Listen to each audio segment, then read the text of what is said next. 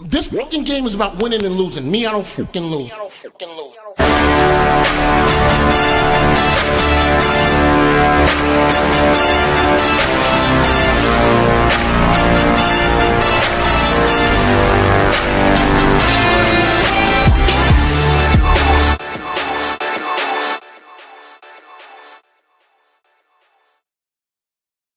What up, fellas? What up? What's going on? How's everybody this evening?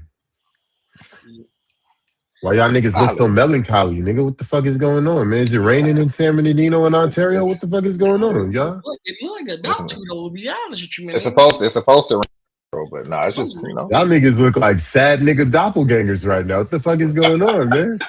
Oh, here we go. All right. That's how we starting off today. No pleasantry. Of course, man. None of that. I did. I said, how you doing, fellas? Y'all niggas said, good, man. I'm good, man. I'm waiting my turn. Y'all niggas, man, I know it ain't on the dock, but I wanted. Look, we fuck the dock, man. Doc can't. Wait. No, I gotta get this off before we get started. Before we get started, I gotta get this off first. Oh shit! I gotta say happy birthday to my mom. I gotta get that off. Happy birthday, Mama Triune. 5'4". No, see how these rude niggas try to cut me off, Mom? Right, you see this? Oh, hey, don't put me in the bucket. You make it a singular. Make it a singular nigga. Don't say me. Not only but happy birthday. Happy Mother's Day to all the mothers as well out there. You know, sure. We gotta make sure we get that out. You're a good dude sometimes. Of course. Sometimes, my nigga. I try. You know what I'm saying? But I had to start it off before y'all get to arguing and saying y'all be the ignorant one. You guys is Stephen A. and standing on this. Let's get that out the way.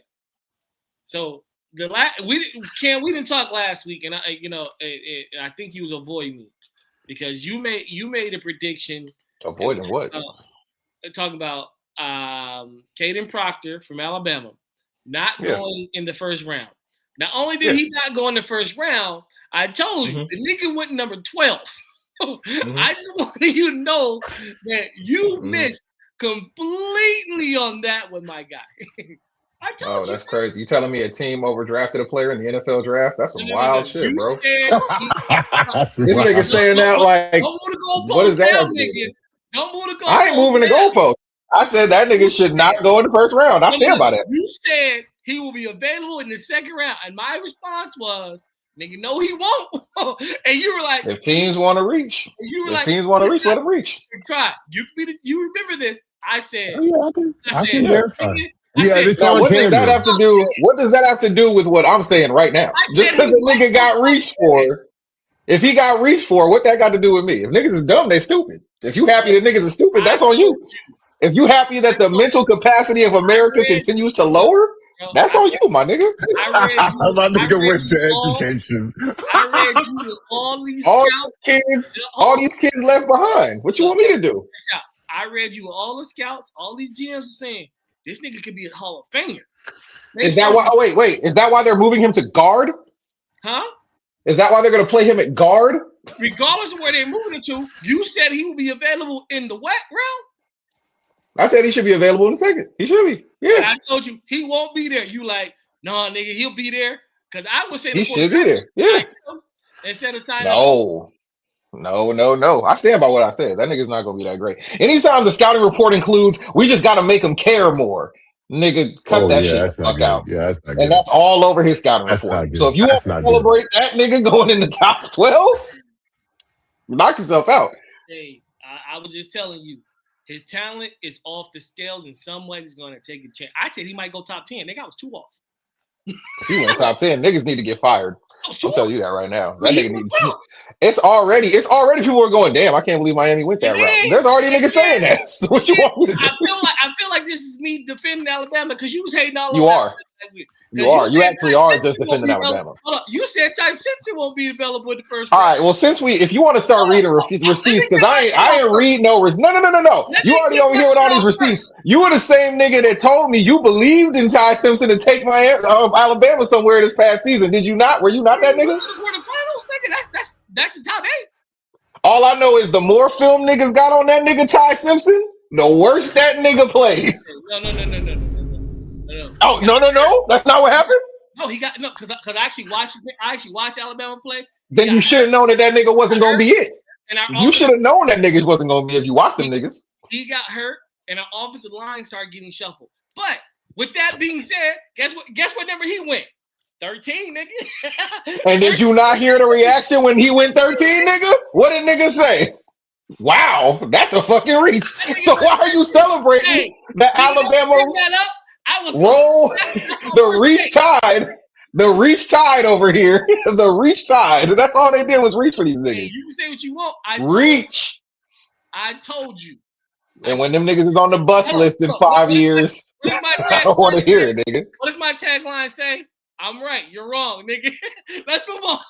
If you want to be right about niggas being dumb, bro, have at it. I'm sorry for believing in the intelligence of other human beings, but they wouldn't reach for some niggas. You're going to lose every time doing that. You're right. You're right. You're right. This ain't got nothing to do with that. It has to do with who was right. Just say I was right. Just go and say Look at this nigga. Look at this nigga. I'd rather be right than be right. I ain't got to say a goddamn thing. I ain't got to say a goddamn thing. Was I right? I'll ask you. No. No, you was not. Hey, no, you was not. A lot of Dame Dash in him. This nigga said I was right because Miami's stupid. So clearly I'm intelligent with my football take. Nigga, fuck out of here. Hey, I'm seeing a lot of Dame Cam over here for sure. Hey, I dress better than that nigga. I dress better than that nigga. Please don't put me in that category. I dress better than Hawk, nigga. Oh shit. It's not difficult to do. That nigga dress like an idiot, bro, all the time. Nah, he does. All right, so let's get to it. We gotta talk about something that's big in the black community. After 25 years of operation, Spirit Airlines closes down. That's racist. What is your Spirit Airlines story? I need to know. That was so racist. God damn. Wow, brother. Wow. It's early. So much on First Take until today. Hey, listen, I follow all, the black Twitters, it was lit. So let's not act like this didn't affect us. Because it did. Absolutely. I heard a lot of black voices loud. Hell yeah, piss me off. I mean, I can't go to Vegas for $39.95 no more. That pissed me off. Yeah. It was kind of fucked up. They had all them people at the airport and just canceled the flights. Them niggas didn't just chilling there like, fuck. That's tough. I didn't really fly Spirit that often, so I don't really know.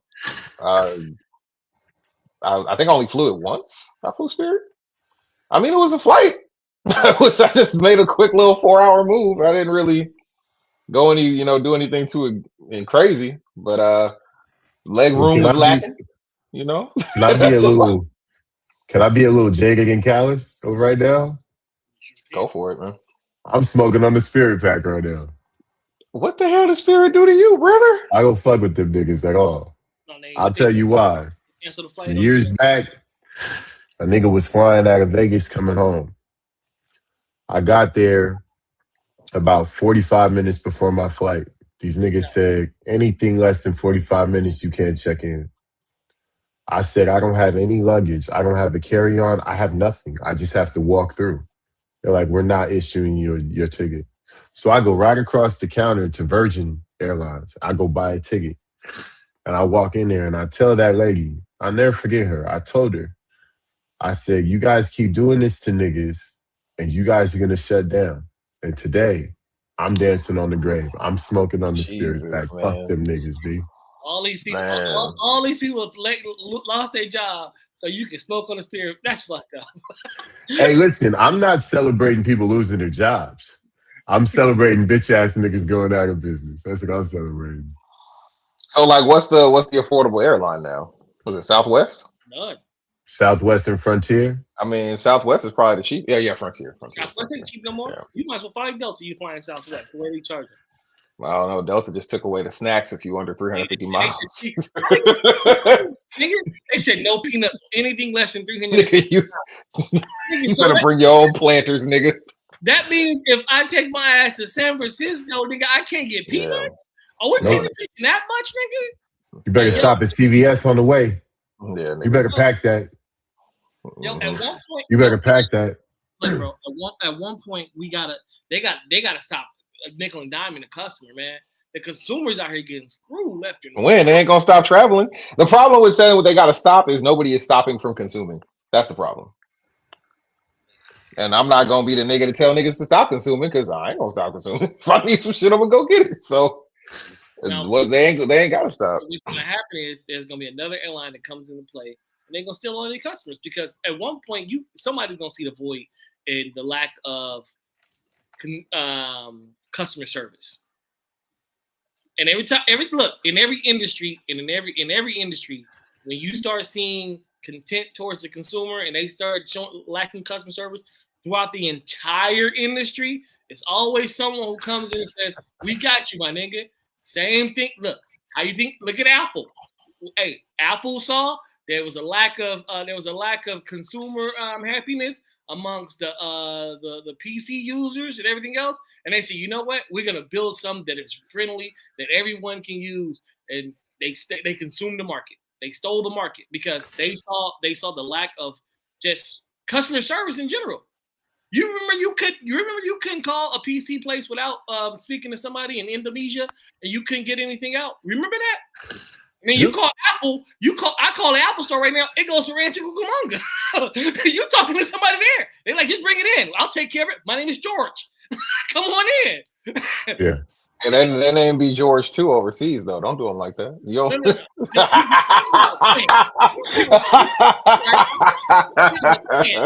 This is George. This is George with Hewlett Packard. Yeah. What is up with May 4th today? Everybody racist. I'm just giving you a reenactment of the phone call when you called you HP. All right, so let's really talk about it now. Jason Tatum sits out Game 7 and Boston loses. Did we learn anything from coming back this soon? I don't think we didn't. It's pretty much what we already know. Your body's going to overcompensate, especially coming off an injury like that. The worst lower limb injury that we still have in the game. Your body's going to overcompensate. They didn't pace out his minutes, nothing. Like this nigga was still playing 42 minutes a game, coming off an Achilles in the regular season, bro. Y'all got to slow play this man back. If you really want him to be back for the playoffs, don't just throw him in head first. You know what I'm saying, Pauls? You got to let him, regenerate a little bit of time. But they didn't do that, and so I'm just glad he didn't try to force it and play in Game 7. He would have been done for next season for sure. Now he has the summer. Sit your ass down. Text Kobe. Do what you got to do. But just get yourself ready for the season. All right. If he's able to text Kobe, then nigga. Hey, that phone still be vibrating. It's in the closet. It still be vibrating from Tatum texts. You can text Kobe, then that number is out of circle. Right, yo, God forbid somebody else got that number now. Yo, stop texting me, Tatum. Could you imagine you get your brand new line from AT&T and somebody texts you, "Man, I miss you, Kobe. I really wish you were here. I got us tomorrow, Kobe." Finger crossed emoji. I got us, twin.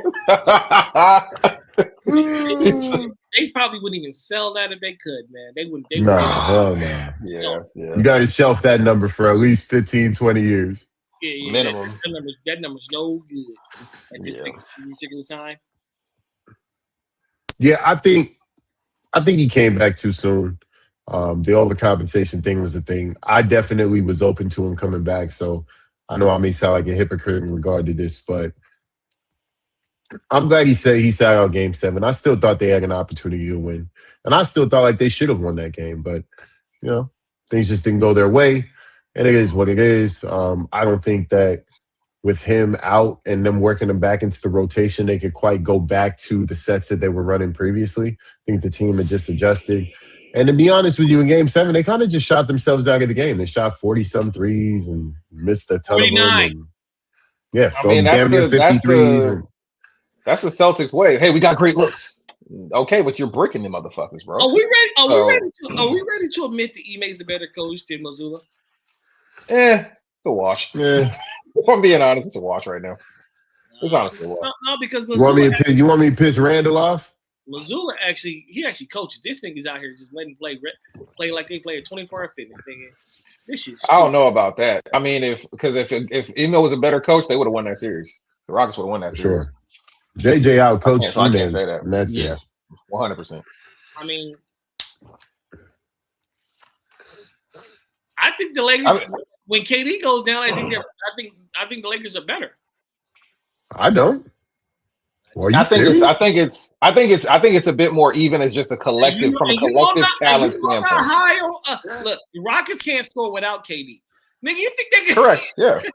No, but that's where your coach has to come in there and actually help supplement that. I'm taking the two-headed monster of Amen Thompson and Alfred Sengun over singular LeBron James. I think those two guys definitely should get the job done. Well, but yeah, if you combine both of their skill sets, they are one great player. So that makes sense. When you can't shoot, you're in trouble. There's no coaching on planet Earth that can make a shot for a nigga. There's none. Yeah, that's what you're saying from Mazzulla, right? Huh? That's what you're saying from Mazzulla, right? No. The difference. They got a bunch of wide open looks and bricked them. What the fuck you want Mazzulla to do? Here's the difference. The Rockets got good shots. They just can't hit them. The Celtics missed like 4 straight threes, wide open threes with a one down the stretch. What are you talking about? We're gonna hold everything down. Hold on. What I'm saying is, if you're gonna take it down to that series of all them terrible shots, bro. The Celtics don't take a bunch of closed out threes, bro. They don't do that. Let me finish. If you're gonna take that, and then you're gonna say that's incumbent of the whole thing, what I saw on Game 7 is. The whole fourth quarter, niggas took 17 threes, my nigga. They were just coming out jacking them. They were open on a lot of them, though. If they were just contested threes, I would agree with you, bro. But they're open. Look, Cam, at one point as a coach, you got during one of those timeouts, you got to go, fellas, it's not going in.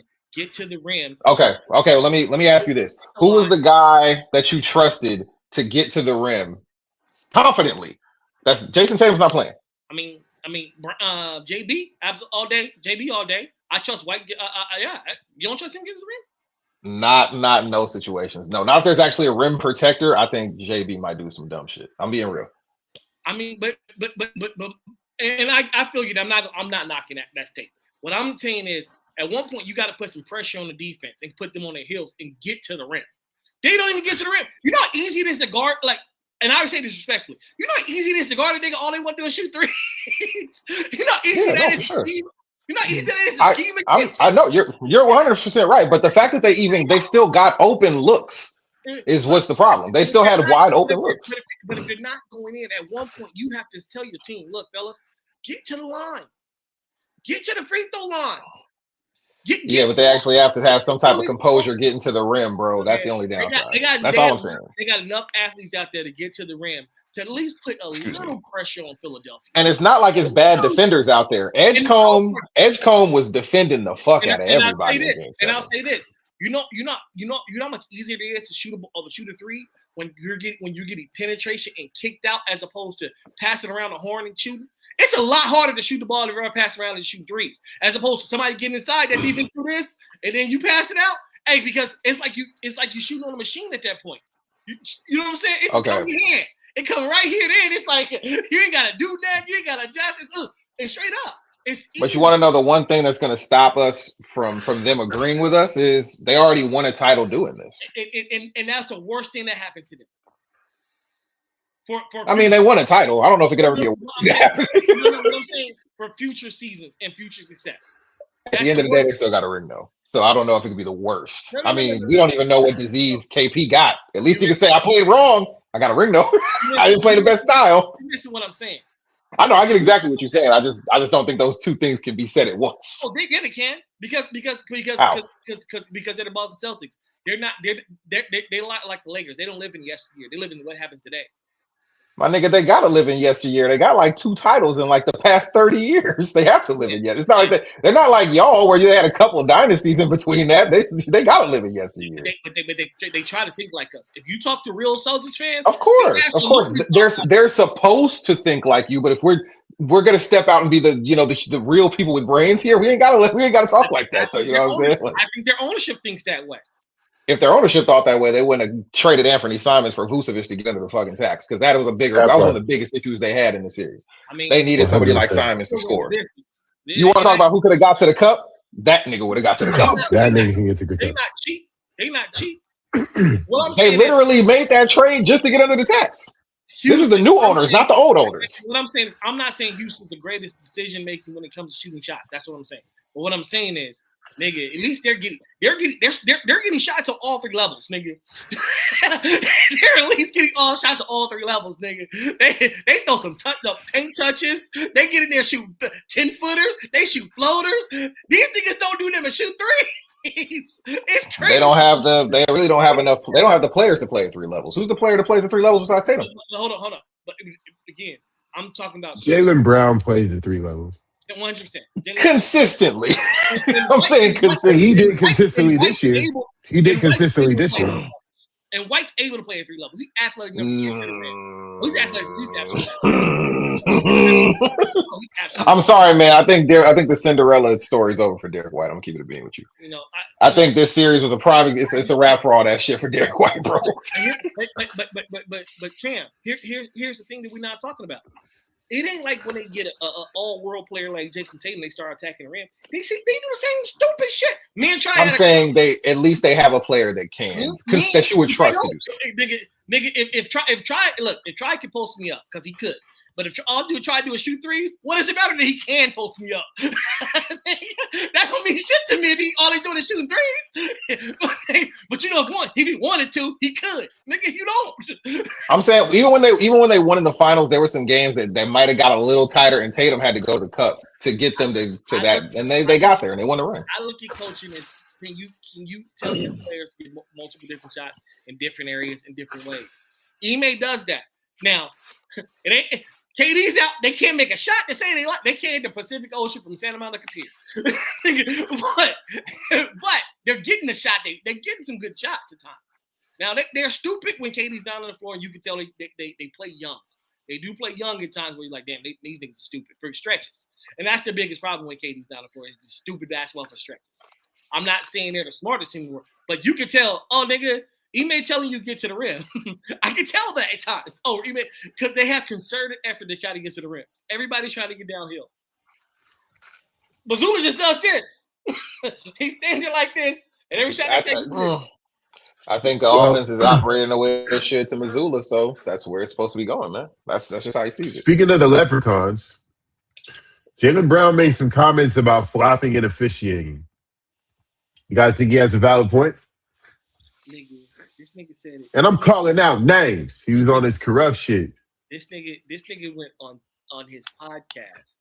No, he went on his Twitch stream. Hold on. Yeah, Twitch stream, yeah. Whatever it is. 45 minutes after they lost. Yeah. They had a conversation about flopping. Uh-huh. Is he right? Is he right? Yes. Is it the right messenger at the time? Fuck no. No. It's tough. It's a terrible look by him going, I'm going to go in this Twitch stream and start talking about niggas flopping when it was a 3-point game with 3 minutes to go and we came down and shot. And we couldn't get a bucket. Yeah. Nigga, you know why you didn't flop, JB? All right, JB. Pushing off is fucking bad for the league too. And you do that every time you get to the rim. That nigga elbow out here. That nigga dribbles like this. That nigga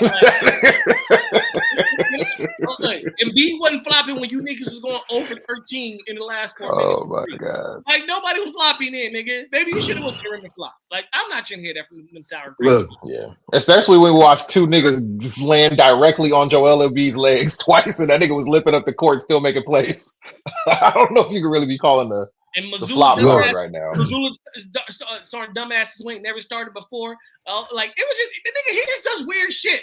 I'm sorry. I'm back on that. My bad. I'm sorry. Nobody that coughs up a 3-1 lead should be talking about officiating. And then your coach starts niggas who don't score. 3 niggas who ain't played together. They don't score. It was just weird. Like the whole situation is weird, nigga. They just got to. All right, so our boy, or at least my boy, Anthony Edwards is back after 9 days. Is it smart for him to rush it back? Smart? Depends on what type of adamantium they put in his leg. I don't know, but I mean, what kind of vibranium? We watched Giannis do the same thing, and he never. Well, I mean, depending on who you ask, he ain't really having effects from that. But who knows? But yeah, he got a little hyperextension. He'll be all right.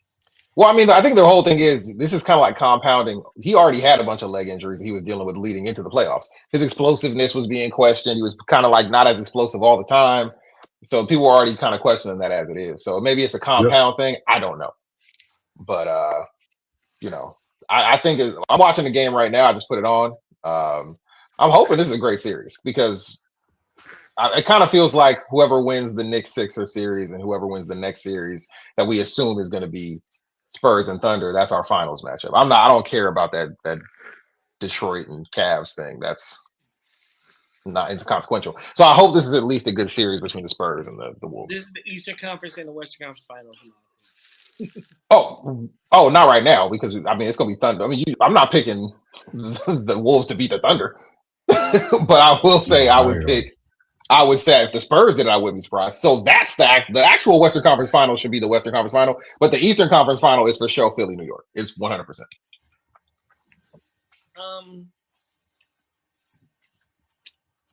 I mean, it was a hyperextension. Hyperextensions can heal fast. They can heal slow. It just depends on how much fluid is on that knee. At the end of the day, can they drain that fluid out? And can he operate when they drain that fluid out? At the end of the day, I'm sure that they took that long ass needle pulse and stuck it in that knee and got all that fluid out. And he can move. So I'm happy he's back. He needs to have a legit shot at this. But I'm happy he's back too. I will say this though, them winning that series without him gives them boys a lot of confidence.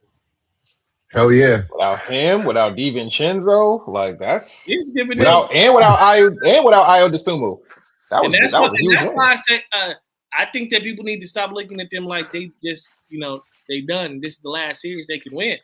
I'm not sure about that. If they see the Thunder, they fooled. But they could win this series. But if they ain't fucking with OKC. Confidence is a motherfucker. It's great. No, and Ant is going to give you the utmost confidence because that nigga believes in himself to the nth degree. but confidence I'm not rolling.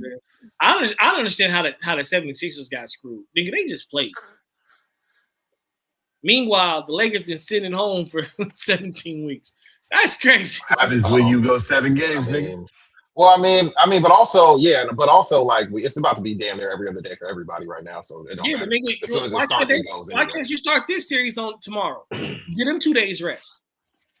I don't know. I mean, they gave it to the 41-year-old. Yeah, I mean, let's. At the end of the day, I'd rather see LeBron. Anyway. I want to see LeBron at least be fully rested before the I want to see the best. This is the best series in the second round. And low key, they probably hoping Luka will get back in there. Of course. So the longer you hold off, the better. You know what I mean? And Austin getting a little bit healthier. That's the problem. That helps too. Now I don't know what they think that's going to do to help them against the Thunder, but hey, more power to them. We better get I don't think the Thunder sweep them. I don't think they sweep them, but they're going to win. What are your thoughts on the Orlando Magic firing Coach Mosley after 5 seasons?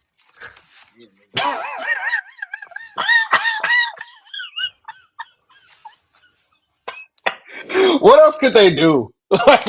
They got to point the finger at somebody. It ain't like Mosley said, 4 first-round picks, Desmond Bane, put us over the second apron with him, Wagner, and fucking Banchero. That's my call. Nigga, that's not his fucking fault. Hella injuries all year, and they still had a decent shot of going to the second round. I don't blame him for that. He's not like some exceptional coach, but I'm not blaming him for working with the sum of the parts. That team is an often injured, slightly underachieving team. Randall, I don't know what coach fixes that. It was all good just a week ago. Yeah. Hey, what do you want from him? I would like the organization when they let teams go to come out and explain their expectations to the world. Yeah. We let him because of X, Y, Z. He didn't fulfill X, Y, Z, and we don't. And the reason is because we felt with this going on, he should have did X, Y, Z. I want to know what it is. I mean, maybe they thought he should have went and took a jumper when they was missing 24 consecutive shots in the second half of a closeout game at home. Maybe he should have went out to the corner. Give me one in the pocket. Like, yo, might as well. In the pocket. Come on, man. You know, I'm open. Like when we talked about Missoula earlier, it's like, nigga, he can't make a shot for these niggas. These niggas is open. Yeah, they're open. So like it became comical. That they weren't even just taking threes. They were missing everything. Everything. Layups, floaters, nigga, all that shit. What you want them to do. I can attest to this. Look, and it is on a very, very, very, very, very small scale. I have 2 CI titles as a coach. All right. And it's not very easy to do. And try to tell you, when he said congratulations, I said, what'd you congratulate me for? I ain't make a shot. I didn't get a rebound. I didn't get a steal. I didn't box. Go there. That's exactly that he said. That's exactly what you said. All I did was put him in good position, and they made it happen. Congratulate them niggas, because guess what? That's exactly what you said. Hey, I did it to other teams. Same coaching style, same system, and we lost in the first round. What you want me to do? That nigga can't make a shot. Same terminology, same coaching style, nigga. But niggas made shots in 1 year, and niggas didn't make shots in the other year. That's what it come down to, man. Yeah. All right, so Nikola Jokic, so I can't speak today. Nikola Jokic coming under a lot of fire after a first-round performance against the Wolves. Is the criticism warranted? I hear you. No. The great white hope that everybody got in the top 5 and 10 and 3, all this other shit. All this shit they talk without he's the greatest of all time. Yo, hey, I hear you. That title looking more like a Rocky title than anything, ain't it? I guess that shit looking like cinema. Straight up cinema. Hey, it keeps getting worse and worse. The further they get away from that championship, the worse it's starting to look. I just want everybody to know that. I'm sorry, I stepped all over the can. But I had to get that off. That nigga looked like Apollo Creed. He stepped back in the ring and whooped that nigga ass in part 3. Hey, man, what do you think, Cam? I think this is a horrible loss. This is a tough loss to really be like, oh, you got to overcome this. However, all the greats have tough losses. I don't think that's really an arguable thing. All the greats have tough losses. However, this is really bad. You lost to a team without their 3 best players. Not their 3 best players were hurt in the series. You lost to a team with their 3 best players hurt. Like just go, and you at the crib. You weren't at the crib, but they were in Minnesota. But you got to go out there and close it out. And he just didn't show. He scored enough, obviously, but the defensive effort was lacking. Now. You aren't winning no games with Murray shooting like 4 of 17 like that. You're not winning any games like that. I'm just being real. But you got to put the cape on. You have to do that. You have to do that. You have to put the cape on for sure. You got to put the cape on. Look, but we also cannot excuse when this is my wingman right here. We got to do this, and you put up a horrible game. And they didn't hunt Jokic down the stretch. They hunted the light-skinned nigga down the stretch. Well, you can't hunt him with fucking what's the name on the floor? Nigga, when Terrence Shannon was hunting him. You can't hunt Terrence Shannon? Look, the problem is this. All the defensive player wings are gone. Yeah, no, there was no Aaron Gordon. Murray, There was got Murray trying to guard Daniels. Who got a 6 inch difference on. I'm not even mad about Terrence Shannon, bro. That's there's no excuse. What I'm saying is, when they won, they were really athletic around those two. Yeah, for sure. I mean, that helps. Leaving. All that shit is leaving, and you starting to go. But I'm not even fuck the injuries. You two just got to get it done, especially Jokic. You got to get it done. I'm not even giving them the injury excuse. All right, we know when that one person get a stop, all the niggas get now. You're right. Hey, you're right. But at the same time, good offense beats great defense most times, right? You gotta go get. You guys got the most unstoppable pick and roll duo. Go get a bucket. So you gotta put that on them. You know what I mean? Like I can't let them slide for that. You got to go out there and get yours. Hey, and you guys have won a title. You guys have done all this stuff. You got to go get it. You got to go get that W. Different team. I feel like that we switch off.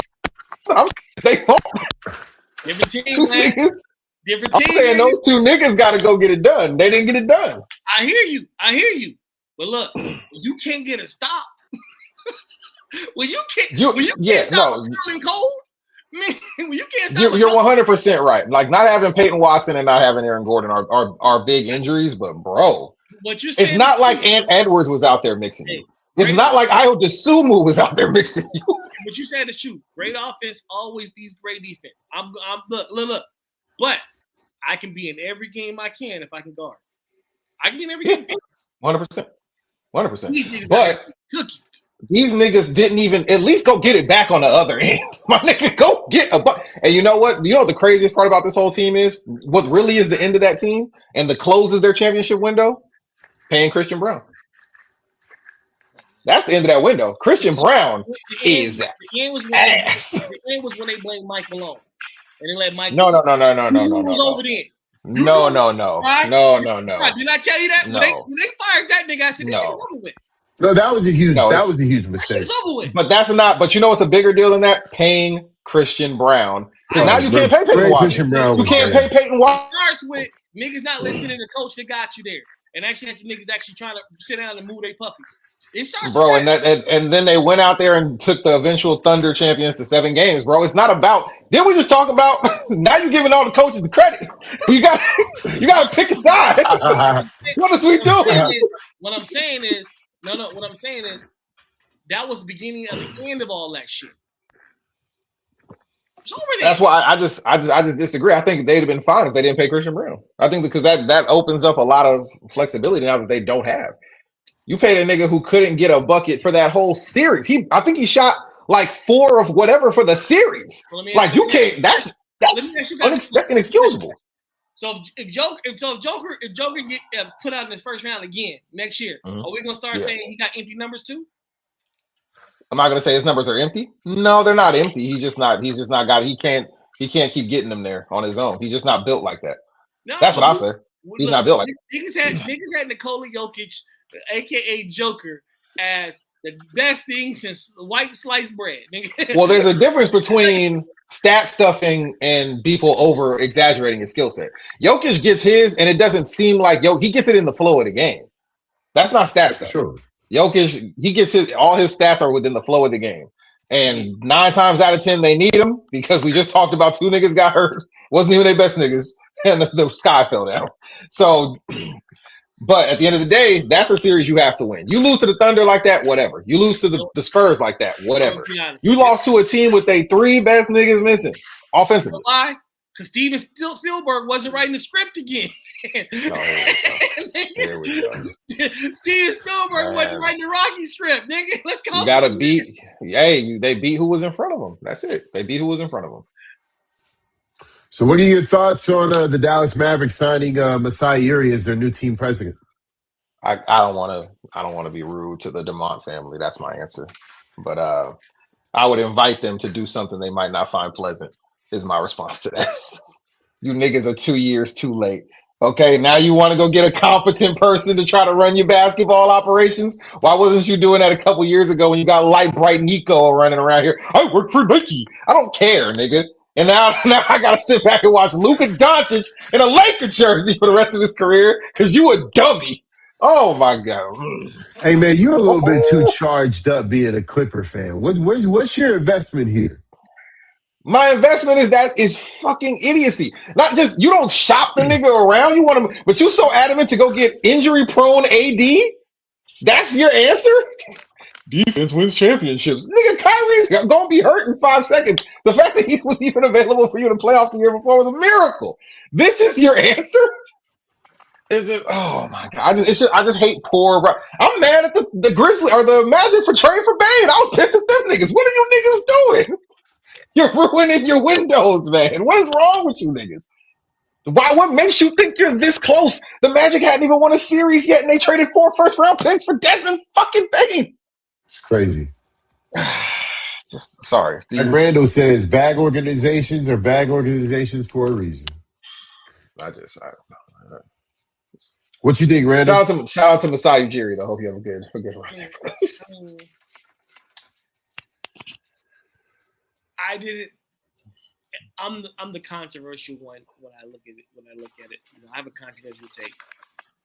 If you want to win a championship, I'm not upset with Nico doing what he did. He took a shot. He swung for the fences. He missed, and you get fired when you miss.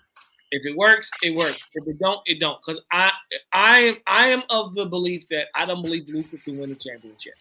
Not in his style of play. Not in his lack of effort on defense. So at the end of the day, as great as he is offensively, and it sells all the tickets in the world, I'm just not of the belief that he's going to win a title in his current form. And he wasn't changing no matter what they said to him.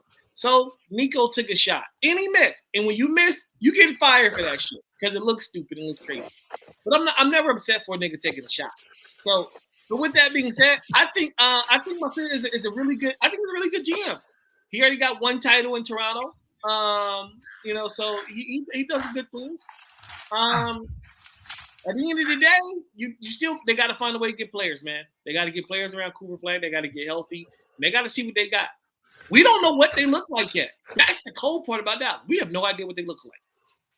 I know what they don't look like a team that's going back to the finals anytime soon. I say, yeah, goddamn much. You could say that. You can say that, but you got two niggas who had those injury problems that already won titles. So you can say that, and which I would agree with you. But what I'm saying is we can't tell the future. If they can find a way. Okay. If healthy, rank them in the West. If they're healthy. If they're healthy, rank them in the West. Rank them against the other healthy teams in the West. If they're healthy, that's all. If they're healthy, I like them. If they're healthy, I like them. If they're to beat who in the West?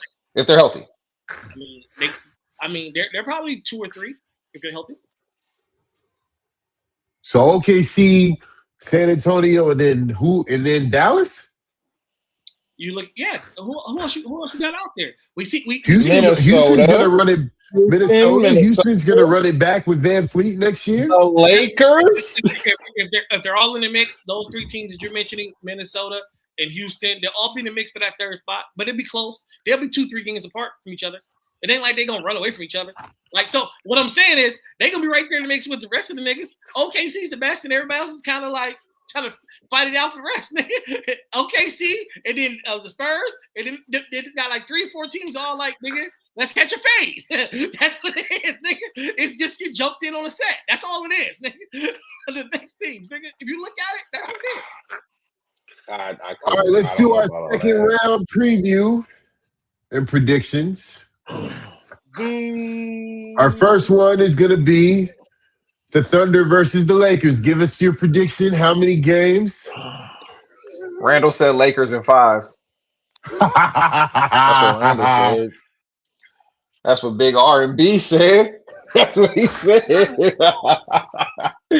No, I got Thunder in 6. I just want 1 game. I got Thunder in 6. I just want 1 game. Randall saying SGA, NBA, DEA. No. Lakers fan, I just want. Can you give me 1? And we got the fans on the line too. So hey, can you give me 1? I don't care about nothing else. Just give me 1. I think they're gonna give you 2. Shit. I think they're gonna give you 2. Where? I'm just saying, man. I can see the Austin Reeves game. I can see the collective game, and then the Thunder go. 1 game on the blessings of LeBron James' legacy. LeBron James' legacy ain't above a sweep. Okay, so and I love. So you got the Lakers. So you got OKC 4-2.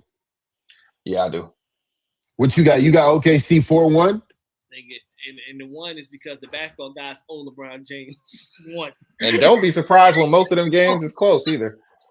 They owe. I got OKC in the sweep. I think the fact that it is LeBron James is what's going to make Shai Gilgeous-Alexander go even crazier because you want to embarrass a nigga like that. You want to send a nigga out of the league like that. So I feel like Shai and the rest of the squad is going to be on some let's kill Thanos, nigga. Bron looks old, my nigga. He looked old. Bron is old, my nigga. He's 41. And I hear you, nigga. But it's just LeBron getting old? Is that the ESPN? LeBron looks old. No shit. That's the lead-in, nigga? No shit. Look, bro, I would love to look old and average 28 in an NBA playoff series. I would love to look old and do that. That's an empty ass 28, nigga, because that shit is old. He looks old. How can it be empty and they won the six? This is the shit I be talking about, my nigga. What are you talking about? Oh my God, so empty. Oh. This nigga in the word empty, bro. He applies it to LeBron in such a specific manner. It's empty. They won the fucking series, nigga. I'm trying to figure out. Oh my God. The nigga who always say LeBron got empty stats for no reason. My nigga say it's empty and they won a playoff series. That's not empty. Against an injured team, nigga. We were injured. We were more injured than them. Well, okay, look. If you take, what are you talking about? If you take this Laker team without Austin Reeves and without Luka, how many games they win this year? Oh my God. 37? I still don't understand why that's relevant. You said that they were injured. It's completely irrelevant. It's completely irrelevant. The best player in the series that was missing played for the Lakers. Okay? The white boy, 77. That's the best player on either team in that series, and he wasn't playing. And then you take the fourth player, maybe, if you want to be semantics. Austin Reeves was the fourth best player. So 2 of the 4 best players are not playing on one of the teams. They played a team who can't score outside of a nigga. All right, man. Hold on. And that nigga got hurt, and they went to Game 7. What are we talking about?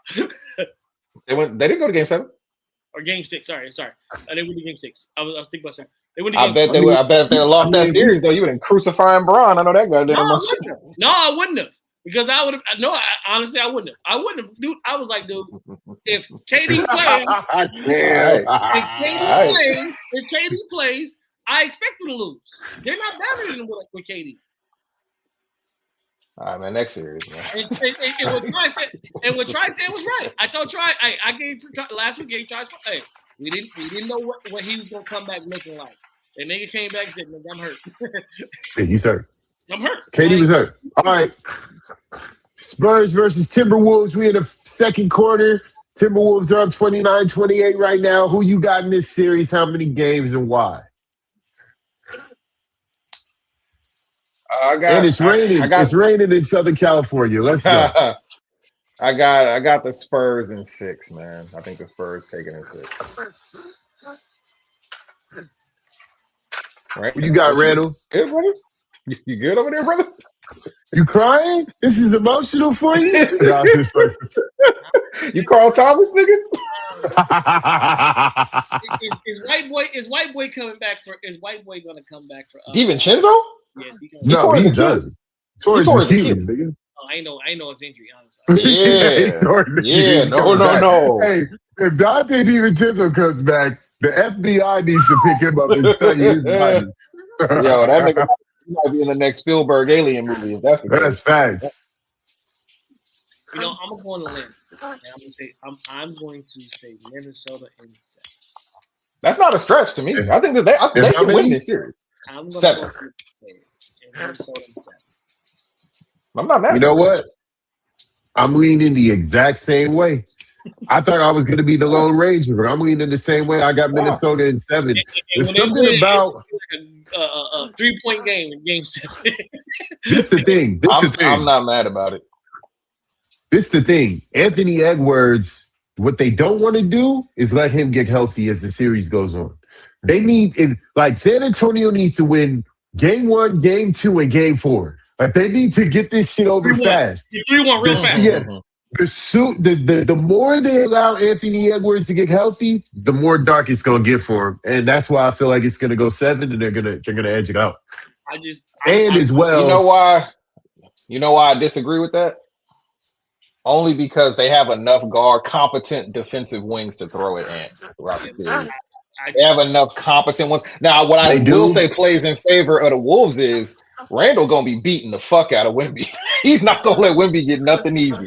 He can be so physical with him. Yeah. Well, and on top of that, look, as much as we clown that nigga. Gobert's been having a great defensive fucking playoffs so far, and the last 15 or so games of the regular season. He's been playing out of his mind defensively. And I saw a couple of possessions earlier where he was giving Wemby some issues on the fucking wing this game. So if you can get a solid 30 minutes out of Gobert and you get an Anthony Edwards is getting healthier and healthier, I think the lack of experience in San Antonio might end up biting them in the ass. I feel like collectively Minnesota has a lot more playoff experience. Yeah, for sure. I want to see Champagnie and Jaden McDaniels fight just for entertainment. I want to see them niggas squabble. I want to see them niggas scrap. You can go to a San Bernardino nigga to ask for a fight in the basketball game. having to watch Harrison Barnes break up a fight? Yo, I'm gonna love that. Yeah. This nigga squabbling now. When it comes to the NBA playoffs, I just like elite wings. Them elite wings. You like elite guards in every tournament style though. No, I like elite. You like elite wings that aren't named LeBron James.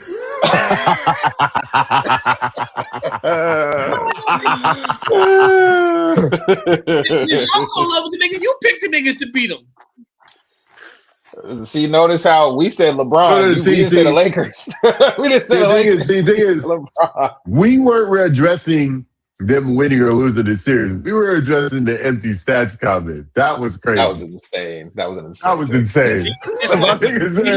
He gonna average 28 this series. Oh my god! Like Bron got 28 in garbage time. He's gonna average 28 this series, and he's gonna get swept. And if he averages almost 29 and they get swept, I'll give you the empty stats. But you want to know why? I can't say won the series. The only way it's empty is if that nigga has 28, but he only had 10 in the third, and they were down 30. That's what I'm calling the shit empty.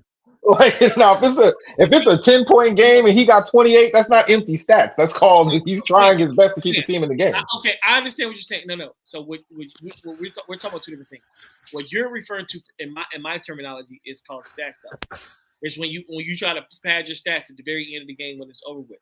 What I'm saying is empty is your point. When I say empty stats, I mean they're not as impactful as they used to be. Like I used to always tell people, like when Kobe was playing. No, let me land. I'm not even talking about him. Watch the games, B. I'm not even talking about him in particular. I'm saying in general, right? So I'm just talking about the Rocket series. That's all I'm saying. No. But I'm giving him an example of what I'm talking about when I say empty stats, not necessarily about LeBron James. There's a difference. Like a person can have 20. And another person can have 25, another person can have 25. And one, you feel a lot more on the defensive end. You feel it. It's demoralizing almost, right? And some are just like, yo, we're going to let him get his 25 because they can't beat us that way. That's what I'm saying. So are you saying that LeBron – wait. Are you saying that LeBron – at this stage – if he averaged – yeah. Well, no, I'm using him as the example here. So if LeBron's stats were empty in this series, that's what you said. Essentially, right? You said that his stats were empty. Yeah. Who else was supposed to be getting those stats on that team? Who else was supposed to be scoring on that team? Who else was good? Were you trusting to get you a bucket on that Laker team? LeBron ended up being the best player. How is it empty if nobody else is trustworthy to go get the bucket? If the other team knows we have to stop him from scoring and they don't score, how is he the empty stat guy if he's the one who's going to get the bucket and he gets the bucket? Hey, don't downplay dominating. You can't even say his name right. I'm going to downplay that nigga forever. No, remember when that nigga said, I'm dominating. I'm dominating. I'm dominating. He said that when he got to Portland. That shit was weak as fuck. He said that when he got to Portland. Oh my God. Let me say this though, because I do want to put respect on DeAndre Ayton's name. He played lights out in the Rockets series. He was a rim protector. He had great hands. He actually had some plays, ran for him in the goalpost and went to work and got buckets. Yo, he grabbed boards. He commanded the center and he made life really uncomfortable for Alfred Sengun. I salute DeAndre Ayton for how he played last year, even though I'm being able to accept an ancillary role finally, for sure. That was very helpful to the team, and it's going to be really important going forward because that boy Chet is it's not impossible to stop that guy, and if you stop him, that's going to cause some problems for OKC. It's going to cause a lot of problems. The Lakers had 6 guys averaging double figures in that series. They needed that because of LeBron, because the way LeBron was playing. Okay. I still don't understand how the stats were empty though. You're saying it as if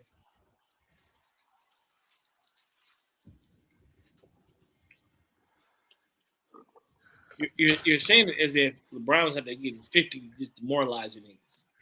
No, he was out there getting 25 to 35 while he was dropping 8 boards and grabbing 9 rebounds. That's what he was doing. 23, so he didn't get 25 to 35. He averaged 23.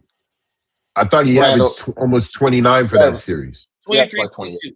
23.2. Okay, how many boards and assists? He did his thing there. He's consistent. 7 and 7. I did. So okay. So 7 and 7. Randall, who on that? You talking about all these Lakers? You talking about all these Lakers averaging double figures, right? All these Lakers averaging double figures. Tell me who was the Laker that when push came to shove, you would have said, "Hey, go get me a bucket right now." That's not named LeBron.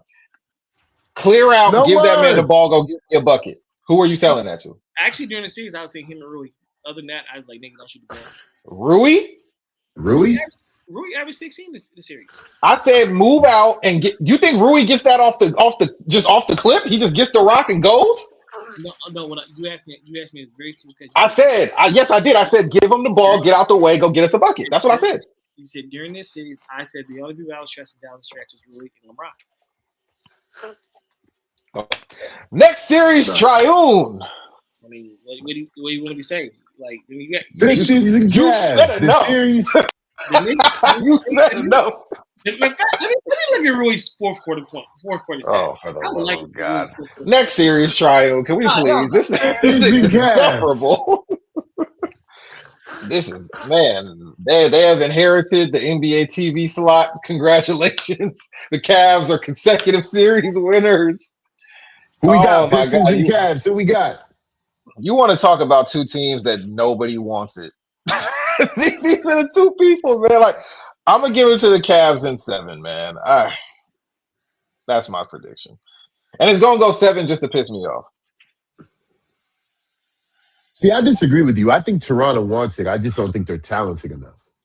No, I'm not saying that they didn't want it, but they, like you said, they don't have it. Yeah, Cleveland to me it just doesn't want it because they are by far more talented than Toronto in almost every position. And for somehow they're playing to the level of the competition. I don't understand this. It's typical Cleveland shit, typical James Harden shit. So we're going to see. I wouldn't be surprised if Toronto upset Cleveland in this series. So I'm going to go Toronto in 7. You mean Detroit? Oh, my bad. Detroit in 7. I'm going to go Detroit in 7, even though the niggas can't make a shot. That's my only thing. Like, the difference here is there's Donovan Mitchell ain't missing 12 straight shots. He's going to go to the cup. He's going to get fouled. He's going to get a basket. They just have more capable shooters than Orlando does, and it was just the fact that Orlando just really ain't got no real offense. Yep. That's the reason why they but really Donovan and James Harden both have a history of going in the playoffs. For both sure. Of them do. So for sure. So I gotta see it. I gotta see it before I believe it. I understand. I'm still taking Cleveland in 7. I just can't see a world where everybody on Cleveland I'm taking Cleveland in 7. I'm going Cleveland in 7. I feel that. Randall, who you got? I got Detroit. How many games? Let's go 6. Ooh, 6. Okay, what makes you think 6? I mean, Cleveland's been Cleveland this whole year. I mean, this year, last year, you name it. I mean, they've been. So you mean your whole life? I don't They got one. They got one. Except for 2017. Your whole life except for 2017. When I say this, I'm putting the emphasis on James because James was trying to James Harden his way in that Toronto series in that seventh game. He was trying to be James Harden in that seventh game. In that first half, James was really trying to pull a James Harden. I can't agree with that actually because James was a big part of them coming back from down 10 in the second quarter. So I can't do that. Yes, no, he got to the cup multiple times, got fouled, and hit a couple threes. He was a huge part of that. Outside of that mini run they had, James, because at one point I was looking at the game, and I believe with I think it was 6 minutes ago. James was 1 for 4, 1 assist. He was trying to James Harden his way back into the series. Bro, he didn't have to do nothing else. They were up double digits. What you? Yeah, they were up by 20 in the fucking second quarter. By the end of the second quarter, the game was over. But James is gonna James.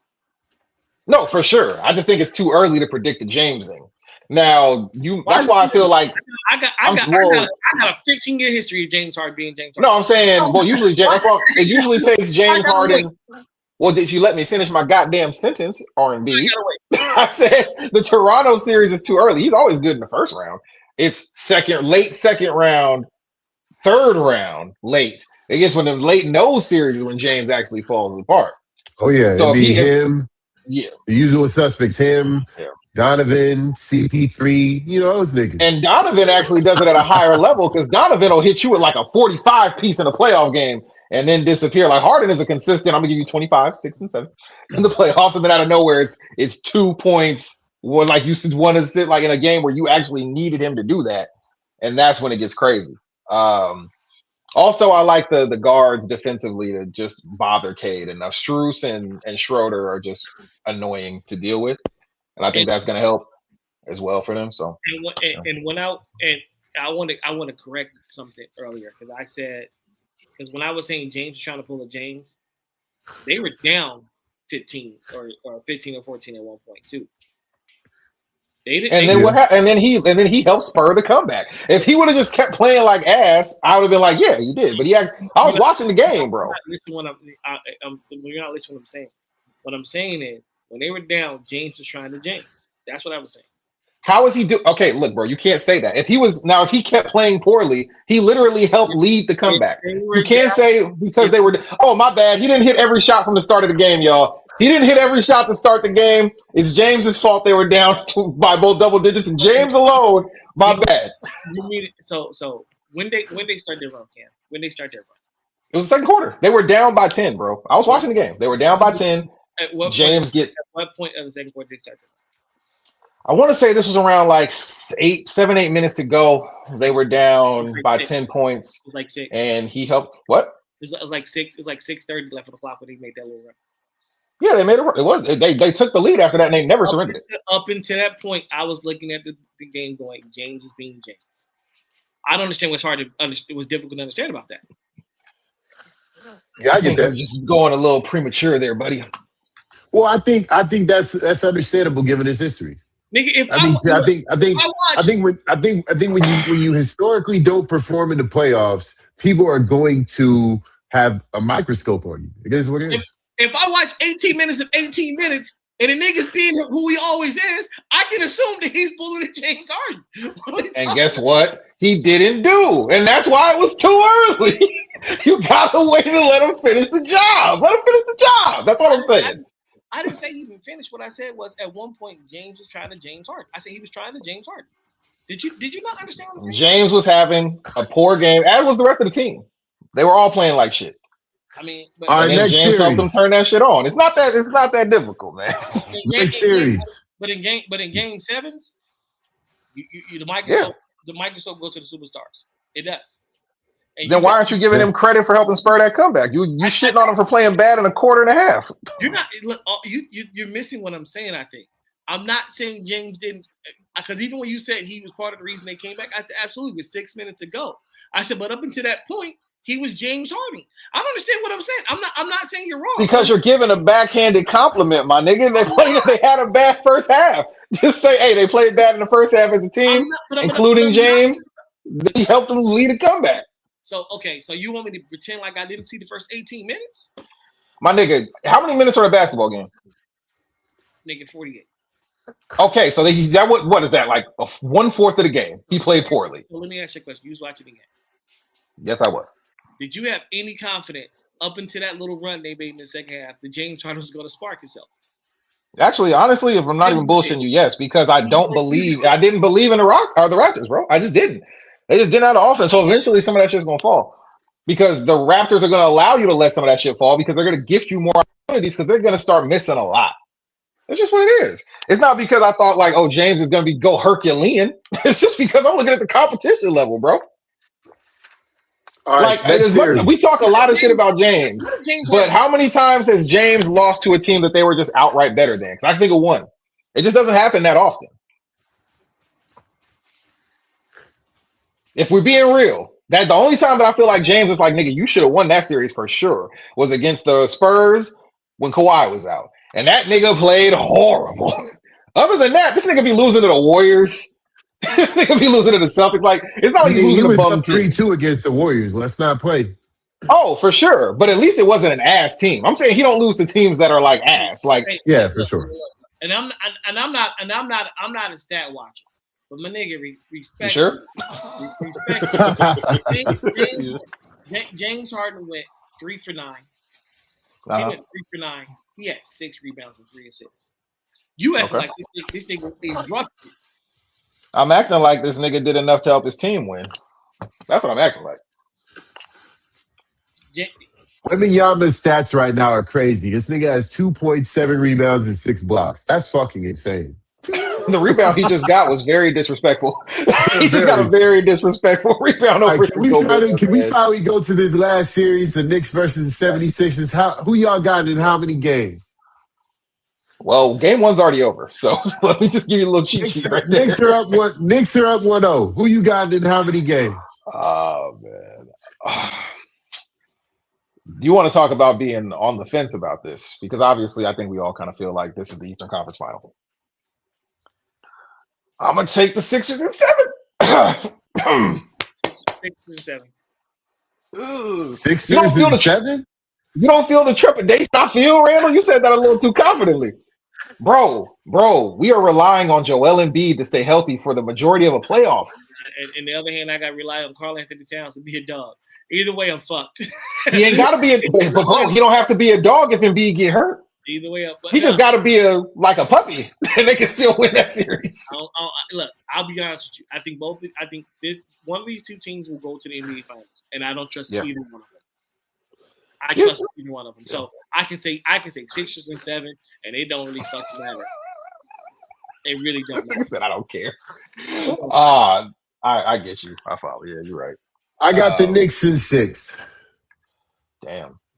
So you don't think this was just the usual, the team that just came off of a really tough game 7 gets destroyed in game 1 and then they come back and win the series anyway situation? No. Nope. I think the Knicks are a better team. Yeah. You think so? Okay. Really? I think that they have a better second unit overall. I think they're a better team overall, and I also think that they're more cohesive. Like, I think the Sixers are still trying to figure out, like, their flow between Embiid, Maxey, fucking, like, Maxey could go on one of those crazy tirades and all of a sudden, it's a different series. But I don't know if I trust that yet in his career. I'm going to be honest with you. I think both these teams are very talented, and I hate both of them because neither of them play the way they should be playing. What way do you think the Sixers should play? What do you mean by that? I mean, both of them are just, to me, they're both very inconsistent in how they produce. I hate I'll tell you this. I hate the Knicks because Jalen Brunson's a small guard, and I just don't think small guards win. Even though he's small. I hate the fact that he's going to be the one taking the most shots for that team. And Karl-Anthony Towns can go fucking ghost for 2 or 3 games. I just hate that. I hate the fact that Joel Embiid can wake up tomorrow morning and have a sniffle and be out for the next 3 weeks. You know what I'm saying? I hate these teams for different reasons. Man. As talented as they are, I hate both of them. And in this case, I kind of feel bad for this nigga Embiid. Like, this nigga appendix damn near burst. Like, what the? Like, god damn, nigga. Like, I thought he was fucked for sure because I want to say he dove into the stands. I said, nigga, what are you doing? Yeah, man, fucking this nigga Kata fell into his knee. I think Jaylen Brown fell into his knee in the last 2 minutes. I was like, nigga, he's made of Fabergé. Stop bumping into this nigga like this. Fabergé is crazy. And like, yo, I hate the fact that Paul George doesn't show up. I love their guards. Well, he's been playing well. Paul George actually been playing well. Yeah, he outplayed Jaylen Brown in that series. Yeah, but then fuck yeah, he did. He'll go to 7-game series where he's on vacation during the series. I just don't trust him. Yeah. No, I understand. I hate both these teams. As talented as they are, I hate both these teams. And the only reason, and I'll tell you why I'm picking Philadelphia. I'll tell you why. I like their backcourt. Yeah, you like Maxey and Edgecombe. Edgecombe is a dog, man. Their backcourt. Yeah, I just don't know. I just don't know if I trust him in that scenario yet. He's a rookie, so I can't trust him either. Yeah. I was gonna say Edgecombe had a moment where he went he missed like 14 threes or some shit. Like he was having a tough time. Yeah. One thing I like about him is BJ's always going to compete. He's and he's gonna keep chucking. He's gonna keep playing his game. He ain't scared to compete. He ain't scared of shit. No. Yeah. He definitely said in the second half, "Give me Jaylen Brown," and then he went out and clamp. He ain't scared of shit. He's backing up for nothing. Mm-hmm. All right, let's get the worst takes. Let's get to our hot takes. Oh, I gotta work. Are errors real? Our worst take hot takes. You still there with us, Cam, or you frozen? No, I'm wondering, are we doing worst takes or hot takes? We're doing hot takes. These are worst take hot takes. Worst take hot takes. Okay. Yes. Okay. A little branding, all right? A little branding. I see. You, right? Okay. I was a little thrown off for a second. Okay. Are errors real or just narratives we create to organize chaos? I think they're real. They're absolutely real. I think they're real. Because generations change and you can see the competition change. You can see rules change in different areas. So yeah, I think they're all in every sport you see you have different segments of rules and different segments of type of players. Players get bigger. So yeah, errors are real. I think that goes for any form of creativity, athleticism, you name it. I think there's errors in everything. Absolutely. I think sports like music mark time. So yeah, there definitely are errors. Are fans more loyal to individuals now because teams and groups feel temporary? I think fans have always been loyal to players. Not to the degree they are now, though. Well, because now you have social media. So yeah, the hives are crazy. It's crazy. Follow a player more because of the social media aspect of it. Sure. Nigga, there's a Bones Highland FC Twitter page, my nigga. That's crazy. So that's fucking crazy. Bones? Bones Highland. I love Bones Highland. Imagine giving everybody an Instagram and a Twitter when Michael Jordan was alive. Yeah. You think that niggas wouldn't ban out him like they do the same to LeBron James? It'd be worse. Well, I mean, my dad was actually a player follower, so he was a Barkley guy. Wherever Barkley went, he was gonna follow Barkley. Wherever Brett Favre went, he was following Brett Favre. So I always saw that. I think niggas have always been tribalism when it comes to individuals. I think niggas enjoy their teams when they win. You want to know the real hot take, doggy? The real hot take. That's actually the smarter way to move. Oh yeah, 100%. That's definitely the smarter. Loyalty to teams is low key some of the most psychotic shit in the world, but we do it proudly. Dumb. Yeah, it don't make no sense. It don't make no sense. Like we look crazy out here the way we be riding for these. I learned that valuable lesson because before I became a Yankee fan, I was a Dodger fan. Oh Lord, wait, whoa! You switched up on us. So hear me out. Nigga did the reverse Tupac on niggas. So my favorite player, my favorite three players, was King Griffey Jr., Derek Jeter, and Gary Sheffield. I was gonna say Sheffield. Yep. Love players, right? This is when the time the station Fox bought the Dodgers out, and they had Mike Piazza, Eric Carroll, Martinez, other Martinez brothers. They were loaded, right? And they start shipping everybody out. And Gary Sheffield came out and said, I want to be a Dodger. I want to be a lifetime Dodger. I just want to be paid like an MVP candidate that I am, like everybody else. At this time, everybody was giving out $100 million contracts. And they offered this nigga something like 47. 40-something, yeah. I remember that. And he said, fuck y'all. He said, fuck y'all. He went to the Yankees. And at that point, and at that time, I was really trying to be a sports agent. I was like, I want to go be a lawyer. I'll be a sports agent. And I was looking at the game as a little more of a business aspect. And I said, this blind loyalty to teams is real crazy because them niggas not loyal to their fan base at all.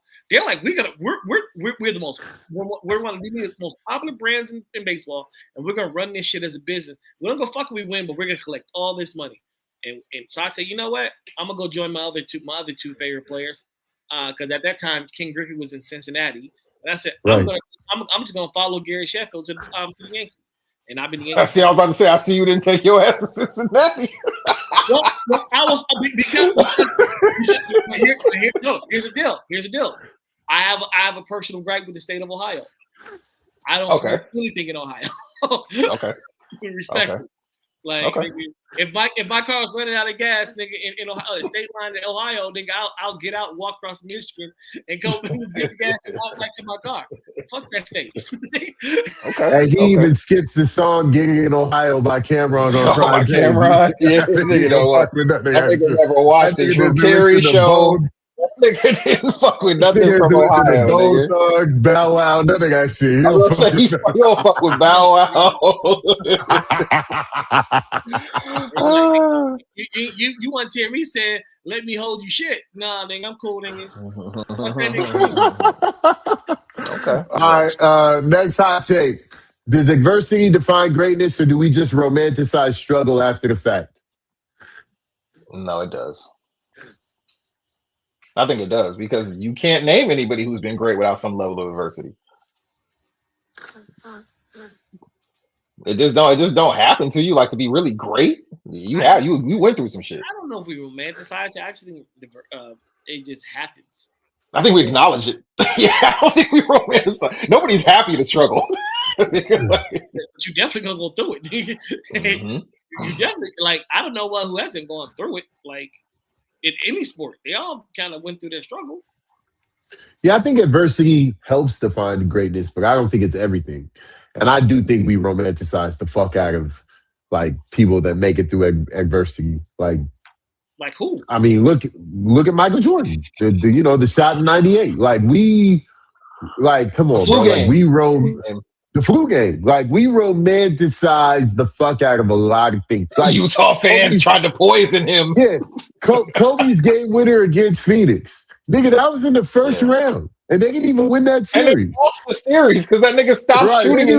We didn't win a series. You know what I'm saying? So we do romanticize it for sure. You're not romanticizing. You're romanticizing the niggas who's actually in that series with Luke Walton starting. That's true. For sure, it's Smush Parker. And hey, but you know what that is, Randall? That's adversity. Brian Cook was a starter, my nigga. That's all. Hey, that nigga's middle name was that nigga's name was Adversity Cook. That was that nigga's name. ABC. Parker averaged 38 minutes a game, my nigga. Yeah. Yeah. You're not. I don't think you're oh man, he's struggling. Let's give bonus points. It's nigga, how are we in this game? That's called. Hey, but that's adversity. You gotta overcome these niggas. You dig what I'm saying? Right. I don't romanticize Michael Jordan flu game because the nigga shot 38 shots to get to the 30. Hey, but he made the shots they needed. Okay. I don't romanticize that shit at all. I be like, nigga, he should. Nigga shoot that many times. I'm more put the onus on Scottie because that was supposed to be Scottie's game. Scottie Pippen doesn't have a defining moment in his career. That was supposed to be his moment. He has one moment. It's also very similar to the Kobe one, though, because they ain't win this shit. But he has one moment, and that was that dunk against the Knicks. Patrick Ewing? Yeah, that was that's for sure. A difference between a play and a moment. Where you be like, damn, nigga, Scottie took over this shit. Yeah, no, Scottie never had that. The flu game was supposed to be Scottie's moment. And he didn't. And the time he really was supposed to have it, my head hurt. My head hurt. I can't take the last shot. My head hurt. My back hurt. Or whatever the fuck he was going through. Look, ain't no way in hell. And that's my biggest criticism with Scottie. Because it's I think he's the most overrated and the most underrated player ever played the game at the same time. Yeah. But he's also the pettiest. Yo, my nigga. Is he? Oh, that nigga said my head hurts. Nigga, go make the shot. No, my head hurts. Nigga, how petty do you have to be? You're talking about I've never seen no shit like that. All those small fours that we be. I'm gonna go get my surgery right before the season starts because y'all want to treat me like this. That nigga petty in his prime. Yo, to sit out because they didn't call the play for you, and then Kukoc hits the shot. Yo, and you was over there pouting. Yo, and you was over there pouting. As fuck. Yo, dog, that's super petty. Look, all I know is all these small forwards we put in that category, Scottie Pippen.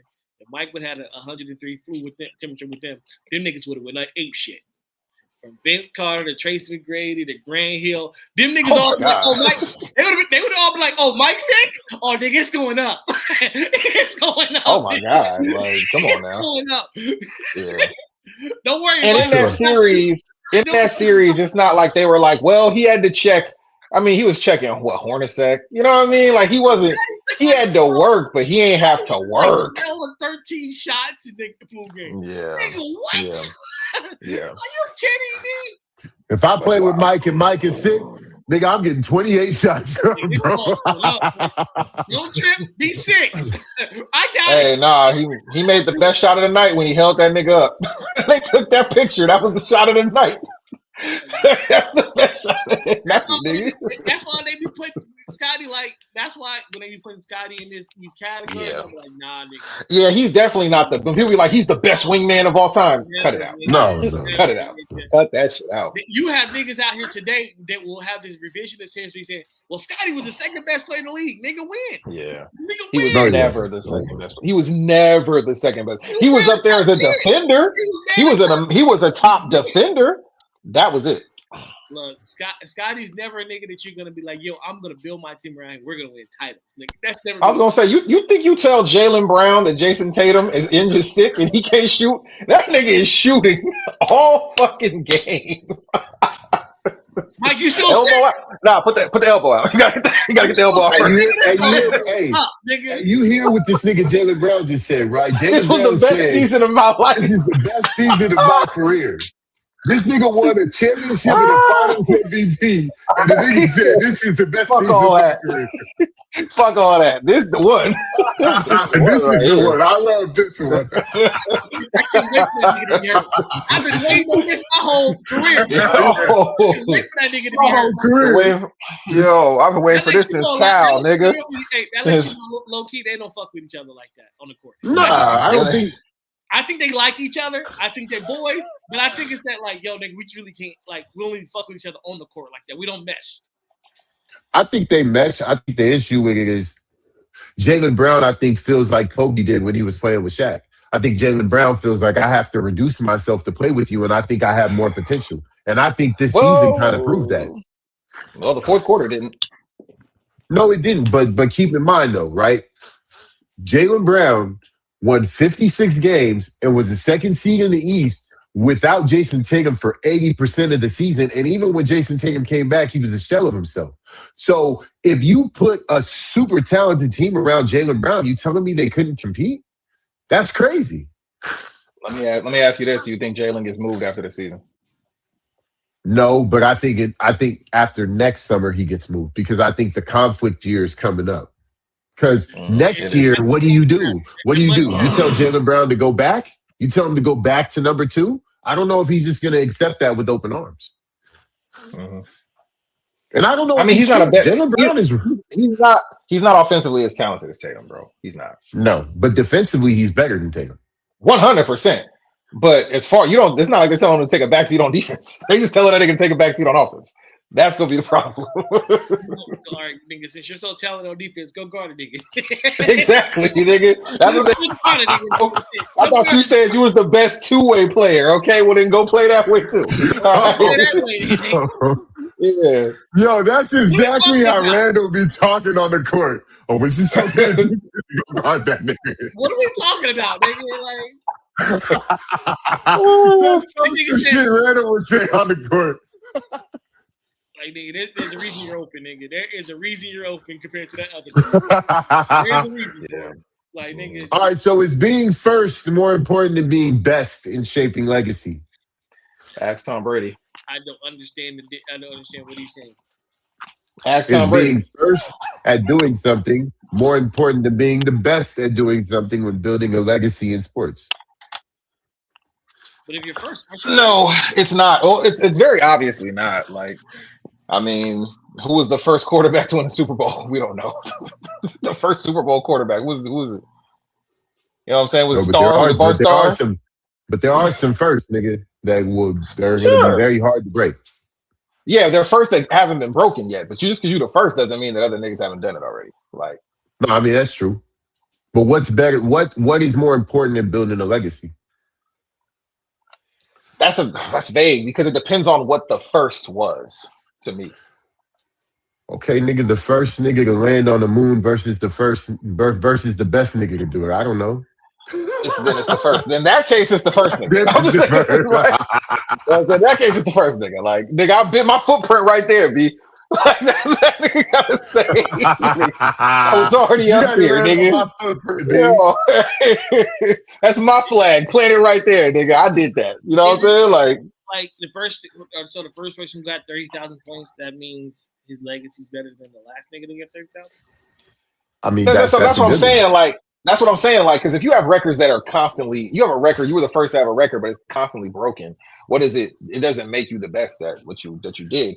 You just said like I give an example. Like, I think Kareem Abdul-Jabbar was the first person to score 35,000 points. That fucking record lasted until Kobe broke that shit. Or no, until Karl Malone broke that shit. Malone broke that shit. Yeah, like fucking 15 years later.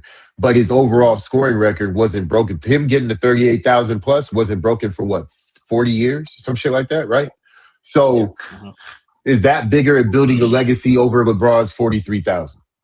Well, okay, but I think what that means is, are you saying that he's the greatest scorer then of all time? Is that what you were insinuating by saying Kareem?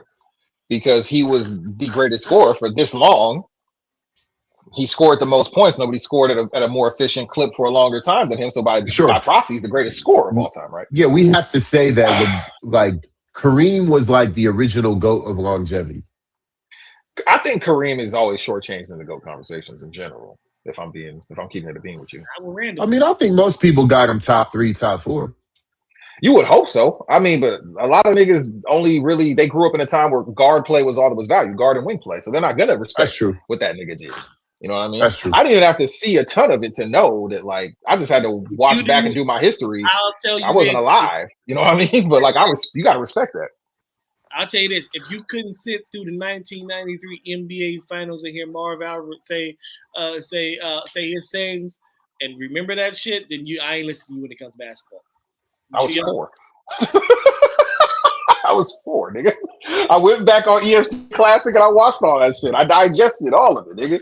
That was my diet. When I was on summer break, Sci-Fi Channel and ESPN Classic. That's all the nigga watched. If you wasn't there for that moment, then it's hard. It's hard for me to take. It's hard for me to take. And I say that respectfully. It's hard for me to take your opinion over an OG that's older than me to see more. I feel that way about like certain players. I think Kareem's one of them. I think Magic is another one. I think especially as you move into a new era where point guards are primary scorers, Magic gets more diluted and more diluted. So I tell a lot of youngins, like when they go, man, hell no, Steph is way better than Magic. It's like, you had to be there to see it. You had to be there to see it. Man. He was a different kind of nigga, bro. All right. Magic is so far ahead of these niggas. And when it comes in that point guard conversation, I'm like, nigga, stop bringing Magic name up. Talk about these For sure. All right, so are we witnessing more talent than ever or just better exposure of it? In sports? Or in basketball? Or in sports? No, not in general. Not in sports in general. I think the game is easier played today in every sport that we watch. I don't think football is necessarily easier. It's contact and offensive players. It's definitely easier. Well, yeah, they don't want you to fucking. They don't want you to fucking die. I think we're confusing ease with like common sense. I think common sense says that if you were willing to show up and die for it, you gave more to the game. But it doesn't mean you were. But it doesn't mean you were better at it. It just means you were crazier. Well, I think in football, certain aspects absolutely mean that. I think as a defensive player, a tackler, like a defensive back, a linebacker, a defensive tackle, certain those positions, if you don't show up to die for them, you're not as effective. Well, I don't think they're the position that have to worry about dying. It was the niggas they were hitting that had to worry about the dying. Like no middle linebacker is like, damn man, I'm so glad I can't crack niggas over the middle no more. I highly doubt they're saying that. I bet Vontaze Burfict wish they would have never minded when he cracked that nigga Antonio Brown, and that nigga ain't been the same since. Like I guarantee you wish he could get away with doing shit like that. That's just not. Niggas was losing their fucking noggins, bro. You had to cut that shit out. You're not. I'm not saying it shouldn't have changed. Okay, I'm not saying that. I'm not. What I'm saying is, it was harder to play back then from a standpoint of all because you got away with so much more in every aspect of the game, where it made it harder for your opponent to do something. Like, you know what I'm saying? So I definitely think, even in baseball, yeah, pitching is throwing faster, but I feel this way. It used to be every team in baseball had 3 guys to hit 300. Now we got 3 guys in the whole fucking league to hit 300. But that's because baseball is better. As far as like pitching is ridiculoly ridiculous. And that's what makes an Aaron Judge, Shohei. That's what makes them so special. Based off, look, I'm not a baseball expert, but based off all the greats that talk about baseball, it's pitching, but it's not necessarily pitching. It's the way these guys are approaching. Everybody's trying to hit home runs instead of hitting singles. And like even their angle of the way they swing the bat, it makes it harder to hit for an average. So, and like if you talk to like a Barry Bonds and Alex Rodriguez and all those great guys, they like, I'm gonna fucking nigga throw 100 miles per hour. I'm still gonna get on base because I know how to get on base. I know how to hit a ball and get on base. You got niggas who 5'9", 165 pounds trying to hit the ball 400 yards for your feet. That's the problem. Everybody trying to uppercut a ball. Especially the introduction of the splitter, bro. It's really insane what it's doing to a lot of hitters. Now, do I agree that launch angle is a problem? Absolutely, launch angle is a problem. But it's really just pitching has just grown exponentially faster than hitting has. I think that's ultimately the issue. I think you're bad. A lot of these niggas saying that they would have just. Of course, they're supposed to say I would have threw that ball. I don't care if it was 100. It's not that it was 100. It's the fact that it's 100 with movement in the zone. That's the problem. These niggas was going against the average 91. Like this isn't like it's a small increase. Like it's a big increase to have to hit with movement. All these niggas you talking about, they faced Roger Clemens, they faced Randy Johnson, They didn't throw that kind of cutter and splitter with movement, bro. They threw power and they stayed on top of you. Johnson might have the greatest slider of all times. Not with that same amount of velocity, bro. No, you're right, but it came from 7 feet, nigga. Of course, that fucking is different when it comes from 7 feet. Bro, they ask him about the arsenal of pitching. It's just different, bro. It's totally different. Mason Miller right now is dotting corners at 103. Like it's not like this is something crazy to say. Like it's a different animal right now. When you're talking about an angle from 7'3" wingspan. Bro, I agree with you. I mean, Randy Johnson is a top 3 pitcher of all time to me. But that is one outlier compared to how all these pitchers are being taught to pitch now. That's what I was going to say too. I was going to say Randy Johnson was a 1-on-1. And also you got to look at it this way too. It's not necessarily it's more arm talent. It's these guys are only pitching 6 innings and they're out no matter what the situation is. They're building these guys for longevity, so you can throw harder earlier, as opposed to when these guys knew they could possibly go 7, 8, 9 innings. They had to conserve some and actually pitch around a batter or 2. These guys like, look, I'm gonna throw 78 pitches, and then they're gonna get me out of here anyway, so I might as well go and gas it out. It's different. It's a difference, man. It's easier for the pitcher today because they know they're on a pitch count. When you know you're on a pitch count, you know you can gas the ball a little bit harder. This ain't me talking. This isn't me talking. I'm listening to pitchers talking. I've never thrown a pitch. Just don't listen to John Schmaltz. Just don't listen to John Schmaltz tell you that. I don't think it's easier for them either. I think it's actually become harder. Don't listen to John Schmaltz? Hell no, don't listen to John Schmaltz. John Schmaltz is one of the greatest pitchers of all time. I'm not supposed to listen to him. I'm supposed to listen to Cam Archer. Yeah. You know what else John Smoltz said? You know what else John Smoltz said? Hey, no, okay. All right, bet. John Smoltz said that Clayton Kershaw is actually a great postseason pitcher. Do you agree with him? I mean, all right, bet. Okay, I just wanted to check because that's what John Smoltz said. I mean, I think you take when guys are trying to defend guys. No, whenever Kershaw hit the mound, that nigga he hates the Dodgers, but he would defend that nigga Kershaw with his life every time that nigga got on the mound. So the one bad take. Okay, cool. Oh, it's almost like there's an outlier there, right? I'm just checking. We got outliers then, right? That's what we going off the outliers. It's like this. It's like this, right? If you know if you know you got to run a 100 meter dash instead of a 200 meter dash, you can gas yourself out in the first 100, right? But in the 200, you can't do that. You got to save some for that second half, right? Yeah. Same logic with pitching. If I know I'm only on a 78 pitch count, I can gas out in the first 100 yards. I don't got to hit the corner. I know once I hit my 10 seconds, I'm done. I think you're still confused on what a reliever would do if it's with a starter. Like these niggas still have to go. Like 6 innings is not some short amount. They're still throwing 100 pitches. It's not these niggas are throwing 70 pitches. That's not always the case. These niggas usually go up to 80 or 100. And I'm not arguing that. That's not what I'm saying. 70 is a point, but I'm saying they're all on these arbitrary pitch counts these days. Once they hit the fifth inning, they're out. No matter what the game is saying, they're out. Yeah, bro, because throwing over 100 pitches is asinine. That's not smart. What do you like? It's an asinine thing to do. Whether it's asinine or not, I'm saying it was easier back then because guys back then had to do it on a consistent basis. That's what I'm saying. Whether I agree with them throwing 100 pitches or not, I'm only stating the obvious. So you believe that attrition accounts to more talent? No, what I'm saying is I'm saying those guys back then, they had to pace themselves. So you didn't get the early 101s like you did. They had to pace themselves because they knew they could be in the game a lot longer. Yeah, I think that matters. Do you not? Maybe I'm not in what we're discussing here. No. Do you think that baseball players now are more talented than they were then? Is the question. And I think just because the entire side of pitching to me is more talented than it used to be, for sure.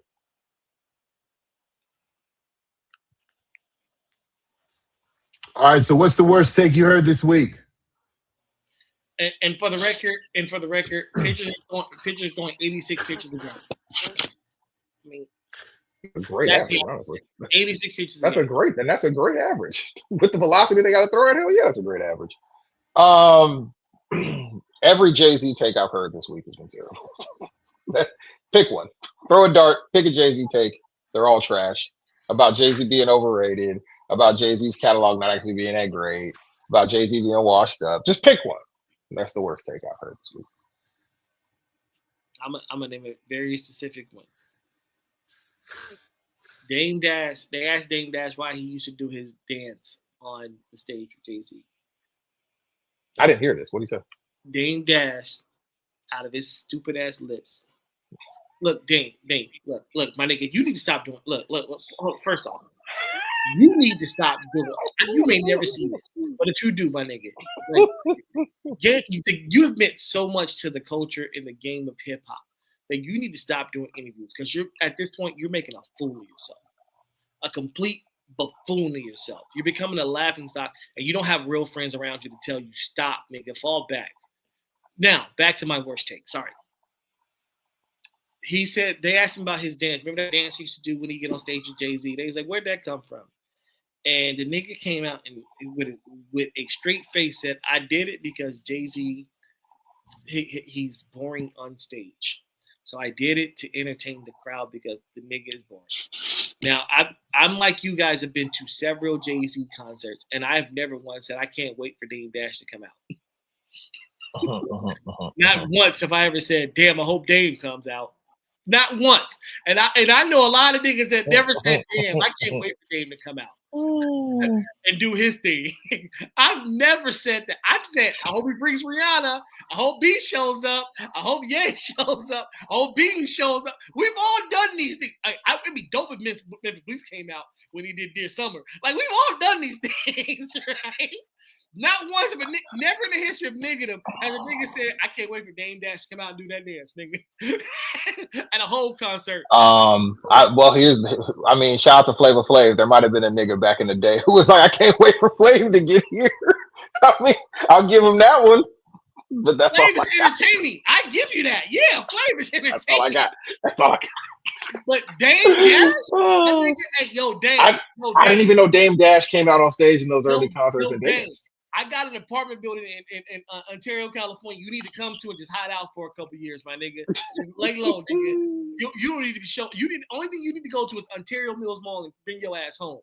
You looking senile as fuck right now, my nigga. Stop.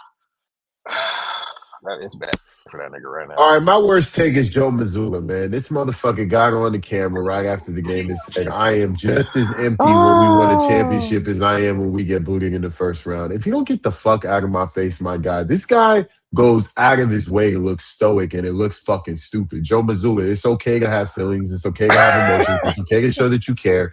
You're fucking a coach in the NBA that makes millions of dollars to do what you do. Passion is O-fucking-K, Joe Mazzulla. You don't have to get up there and act like nothing's wrong. I feel like somebody could get up there tomorrow and be like, "Hey, did you hear the report that your mom died?" And he'd be like, "Yeah, it's just another day." Like, it's just like, bro, it's okay, my nigga. I don't know who hurt you, but my guy, it's all right. It's okay. I'm glad she waited until after our 3-point percentage died. Yeah. They'll probably go up there and say, man. Everybody go up there. I mean, shit happens. I mean, it's just another day. I cried enough already as a child. Like, what are you going to do when you get home? Game plan for tomorrow. What do you think? I got a season. I can't focus on that. I got a season to plan for. Yeah, it's like, yo, he does what I felt like Bill Belichick used to do. And I'm like, bro, it's over the top, man. Come on, bro. You give a fuck. We know you do. It's okay to say it. We're on to Cincinnati. What's your unpopular opinion of the week? Hold on. I want to say something. Go ahead. I wish you he gives a fuck because he don't look like he gives a fuck during the game. At least Bill will yell at him during the game. I just think he's a very aloof, nutty nigga. If I'm being honest with you, I just think he's an aloof, nutty nigga. Like if you found like footage or something of him out and fucking like Chance the Rapper at Mardi Gras, you know what I'm saying? Like going crazy. We ain't seen him act out of this character yet. He might be the greatest character actor we've ever seen. I just think he's just a weird nigga, bro. He's Derrick Rose on that stage when all the niggas was dancing. He just standing there. Yeah. I think he's just a weird nigga, bro. Ultimately. I think he needs a role on Power. I think he needs a role on Power. He'd be great. He'd be a final boss on Power. I don't need them eyes looking at nobody, them sunken big eyes, nigga. How your eyes that big and sunken? Like, how's that work, nigga? Crazy. All right, what's your unpopular opinion of the week? Oh, I had one. I forgot about that one. I don't think I wrote it down either.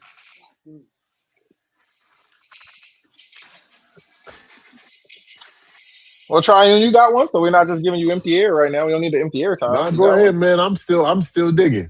You're still formulating too. Yeah, exactly. Yeah, we're in the same boat. I'm still digging. Yeah. Okay. Okay, this is just a very random one. I'll just kick it off with this. The show Cold Pizza single-handedly ruined sports take theory and just how sports are covered. You think Cold Pizza was in general? Cold Pizza that started the debate. That's where First Take and all that shit started, was on Cold Pizza. Yeah. It was started out as a segment between Skip and Woody Page during Cold Pizza.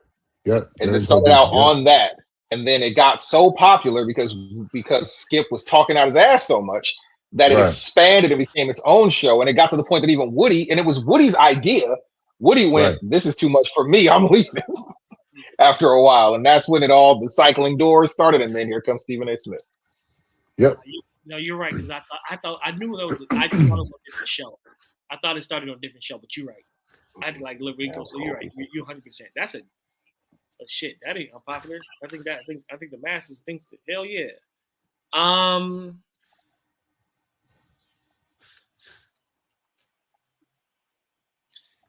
Oh, I got one. My unpopular opinion is college sports NILs are too big. They need to be reeled in. Too big as far as just how much they're paying the players, or just the amount of NIL? The amount they're paying individual players. Okay. All right, my unpopular opinion. Oh, go ahead. My bad. Oh, no, I was going to say, do you feel that way because, as you said, you feel like it's diluting the product, as you said, I think a couple of weeks ago. You feel like it's diluting the product? I think it's diluting the product. I think it's diluting the actual athletes as well. I think that you're creating something that needs to be reined in. I'm not with just opening the floodgates of anything, because you need to teach these guys how to actually deal with this money. And I think that the floodgates are open too much, and I think it needs to be reeled back in. Because I agree for football. I actually like it more for college basketball because I'm hoping it'll spark more niggas to stay in college basketball and we can get some actual rivalries in college basketball again. That's my hope. It might be a little outlandish, but that's my hope. But yeah, I would like to see niggas develop a little bit more, because of it. Because you're getting money, but yeah, and honestly, I'll be and try to tell you. You should know by now. I've been an advocate for players getting paid since 1999. I've been always said, but I've always felt it should have been in a contained manner, because at the end of the day, people don't like to admit this. This is not professional sports. These niggas are still student athletes, regardless if they get an NIL deal or not. Because if you can become academically ineligible, you're still a student athlete, right? It's tied to your performance in the classroom as well as your performance on the field. And I think that I think the general public needs to stop treating it like, well, they're pros now. No, they're not pros. They're just getting they're overcharging for what they did to the Cold Crush at this point. And I think they've overcharged enough at this point, because I look at the future generations, and I think the future generations are going to get fucked because of this, because they're letting the for lack of a better term, the inmates run the jail or the asylum, and then they're going to say, look, see, they couldn't handle it, and then the rich white people are going to really all the way back, and you're going to get contracts that are going to be ridiculously low in the future. And I think that I look at the overall, because again, I'm the college guy. I love college sports, and I wanted to be around for a very, very long time, because it's just something I love. I love watching. I love the passion of it. But unfortunately, it's being taken the situation is being very, very much taken advantage of. And the NCAA needs to step in, and if the NCAA too pushy to step in, I think the SEC and the Big Ten and the ACC needs to get together, and they need to do what they got to do. And eliminate the NCAA out of the situation, which is coming. It's on you, Dry. All right, my unpopular opinion is that 50 Cent's run from 2003 to 2007, as time gets further and further away from it, it becomes less and less impactful because of how short it was. 50 Cent is a super legend, but I think that legend status diminishes more and more as far as music is concerned, because he really was only hot for 5 years. I think 5 years is generous. Yeah, you've been real generous. No, I give it from Get Rich or Die Trying to Curtis. Curtis came out in 2007. That was his last big first week. Well, when did Get Rich to Try come out? 2003. Rich or Die Try? I was gonna say, yeah, the album came out 2002. 2002, my bag. It came out February 2002. So, yes, so February 2002. So, 5-6 years. And because it felt like it was a cool 48 months at most. I feel like the game took a lot of steam out of it. As much as I hate to say that, and I hate. Oh, you did. Once game left and all that shit cracked off, I feel like a lot of the steam got taken out of it, and then it just felt like, well, I'm gonna just go beef with Fat Joe. And what I mean? Like, I felt like it was starting to wane at that very moment. Well, that's when it really started. I feel like I'm the consumer, and you guys are the rap guys. Mm-hmm. I feel like his tricks ran out. He ran out of tricks. Not even that. I mean, he was considered a failure for selling 800,000 first week, bro. Like that's the level he got to. You know what I'm saying? Like no, but what I'm no, I get that. No, I'm not knocking that. What I'm saying is he sold 800,000 because we like, okay, great, you beef with another guy. We get it. That's what you do. Yeah. Like, I feel like they ran out when he beefed with Rick. That's when it really ran out. Because it was like Rick Ross. It got to the point where niggas, they didn't even care that Rick was a correctional officer. Like 50 was doing all the same tricks to the nth degree that he was doing against Ja, and niggas didn't care. It's kind of like they were like, we like Rick's music better than yours. It's kind of like it worked with everybody. Then when they got to T.I., everybody was like, nah, they don't kind of work with T.I. Like, nigga, we seen this. we ain't falling for that one, Curtis. Do something different. Oh, no, he was waiting for that. He was waiting for that.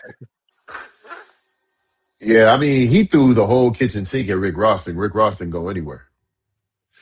All that Pippin Curly shit and all that shit. Yeah, there's like, we like his music. In a way, I could understand 50's like, this nigga is literally the antithesis of what we talk about in hip hop, and it's cool because his music this nigga is a fucking cop, and we don't care. They both defense. Allegedly. Oh, here we go. All right, let's get to Mount Rushmore, man. That's what I said. Everybody's called this nigga a snitch. Why we must believe he ain't a snitch? Where's the paperwork? Huh? You think somebody would have had paperwork by now? Hey, T.I. said where's the paperwork? T.I. said T.I. said, and T.I. still ain't showed it, right? Okay. T.I. said he got it. That would have been my artwork for the diss record if I had the paperwork. What are you talking about? That would have been the intro. A lot of niggas say they got paperwork and they don't show it. A lot of niggas say they got paperwork and they don't show it. Because they lying. They lying. When niggas have paperwork, they go on live. They go on any platform they can. I think a lot of it's cap, but I also think this, because not saying I'm a street dude, but I know enough street dudes to know calling somebody a snitch and trying to prove they're a snitch can cause real harm to you.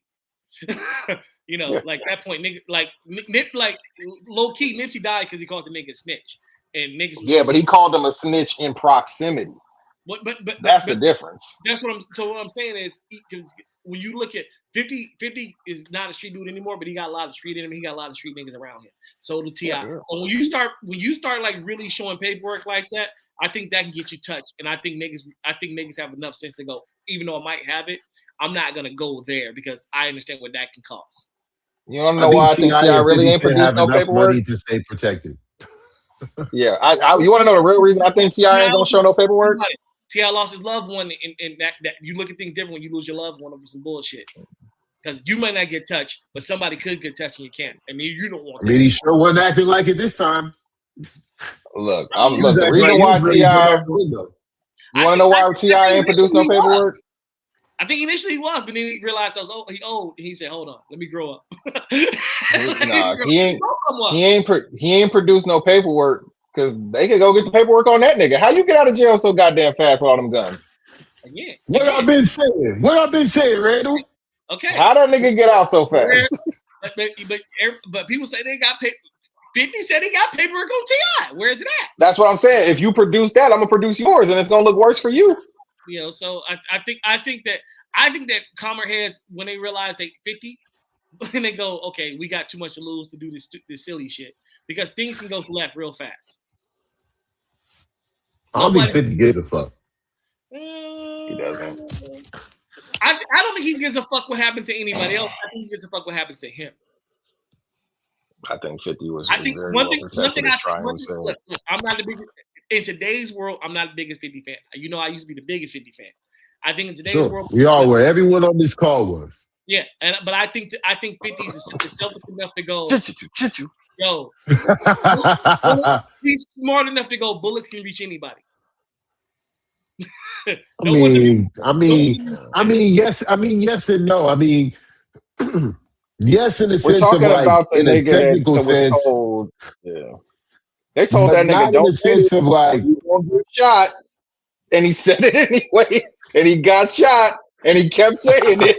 I don't think and that was with nobody. So I don't know if this is the nigga we want to peg. That was young Curtis. That was young Curtis. I'm giving him. He's smart. He understands that. You know, he feeds a lot of people, man, at this point. And I think because if you notice, it all kind of died down at the same time. I think both of them niggas said we too old for this. We're a little too old for this, which I was happy to see. That's true. All right. So Mount Rushmore of almost classics, projects that were one decision away. Wow. Okay. The Victory album. Yeah. I'm fucking with you. The Victory album. Oh man. Oh shit. Best of both worlds. Oh, that's a good one. Ooh. That's a good It's one. the best of. Best of Two things have to make that album. I got $1 million singing. Whatever. That song go crazy, dog. I heard that on the radio. I lost my mind as a kid. I was like, Look. Hey. And the cool part is they blended so well together.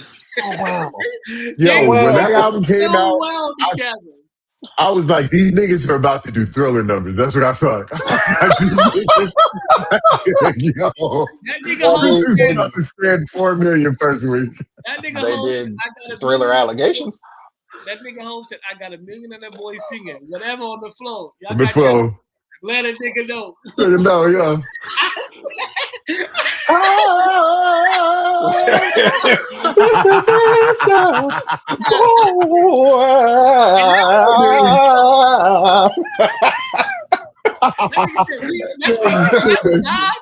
taking shots at Dobbs and everything within the flow. Oh my god. Crazy. All right, what else? Best of both? That's a good one, Cam. That's a real good one. That's amazing, actually. Oh man. Damn. Shit. One decision away from being a classic. That's interesting. Oh no, that's controversial. That's controversial, actually. That's perfect. Say it. Dangerous. Michael Jackson? Yeah, I don't think that's a classic album. If we're being real. Take that back. Take that back. We don't need that opinion. We gonna take that's a horrible. You should save that for for unpopular opinion. Actually, remember my unpopular opinion. I'll leave it alone though. Look, hear me out. I feel like Mike tried to overcorrect his opinion of hip hop and rap on Dangerous. Oh, you didn't like the corniness of it. Okay. I felt it felt forced to me. And I think that his decision. Yeah, all that extra, like he was trying to overcorrect when Quincy was like, nah, hip hop's the future, and he was like, rap is dead when they were working on. And I felt like he tried to overcorrect on that. So that's why I would say that. I think if you just chill out a little bit, you know what I'm saying? You ain't gotta go that crazy. Oh, man. You need the stretch feature. No, just funny. You know what I'm saying? Calm it down. You need the video feature? Oh, man. Oh, man. Well, I mean, that's a classic regardless. I mean, there's certain albums where, like, if you just take this artist off the album, it's probably a classic. You know what I mean? But they're still classics to me. So that's where it gets tricky. Okay. Shit, y'all ain't got nothing yet? Come on, man. Yeah, I do. Jay-Z Volume 1. Whole list. Oh, wow. Jay-Z Volume 1. Sunshine should have been gone. You gotta take that shit off that motherfucker. Get that fuck. What if it's just not the single? What if it's just not the single? That shit and the girls like them two gotta fucking go. Yeah. What should have been the single? Lobsters and shrimp? What should have been the single? Nah, you know what would have been the dopest first single ever? Imaginary Players, nigga. No, man. He came with that intro and then followed up with because the next song is and Who You With could have been a single too. Okay. Only get more shows to rip. I suggest you all roll with the click. All right, go ahead. Anybody? Come on, give me another one. I got Volume 1. I got Nas. It Was Written. Whoa. I got. That was his best album. Wait. Fuck out of here, man. I'm tired of you niggas saying this shit, man. I'm not saying that. Illmatic, bro. What are we talking about here? But I gave you power.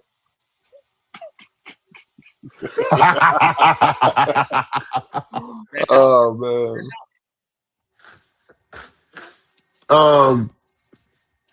So I'm gonna go. It was written. I'm gonna go. Blueprint 2. That shit should have been one disc. That's a great point. Yeah, that's a great point. 2 in one disc.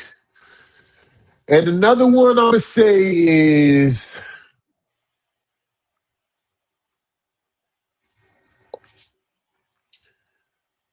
My Beautiful Dark Twisted Fantasy. If you cut about 4 records off that shit, that album is graduation level in my opinion. I'll do something recent. I'll say this new J. Cole. Oh, I got a replacement. I'm sorry. Kanye West Graduation. You gonna say Drunken Hot Girls? Yes, take that shit the fuck off that. But here's the thing though. It's a classic regardless. That's the only reason why I didn't say it. Because it's still a classic album. It's still a classic. Even with the bullshit. It's still a classic. That nigga took a fucking Basquiat, brand new, and just spray painted over the front of that bitch with that song. I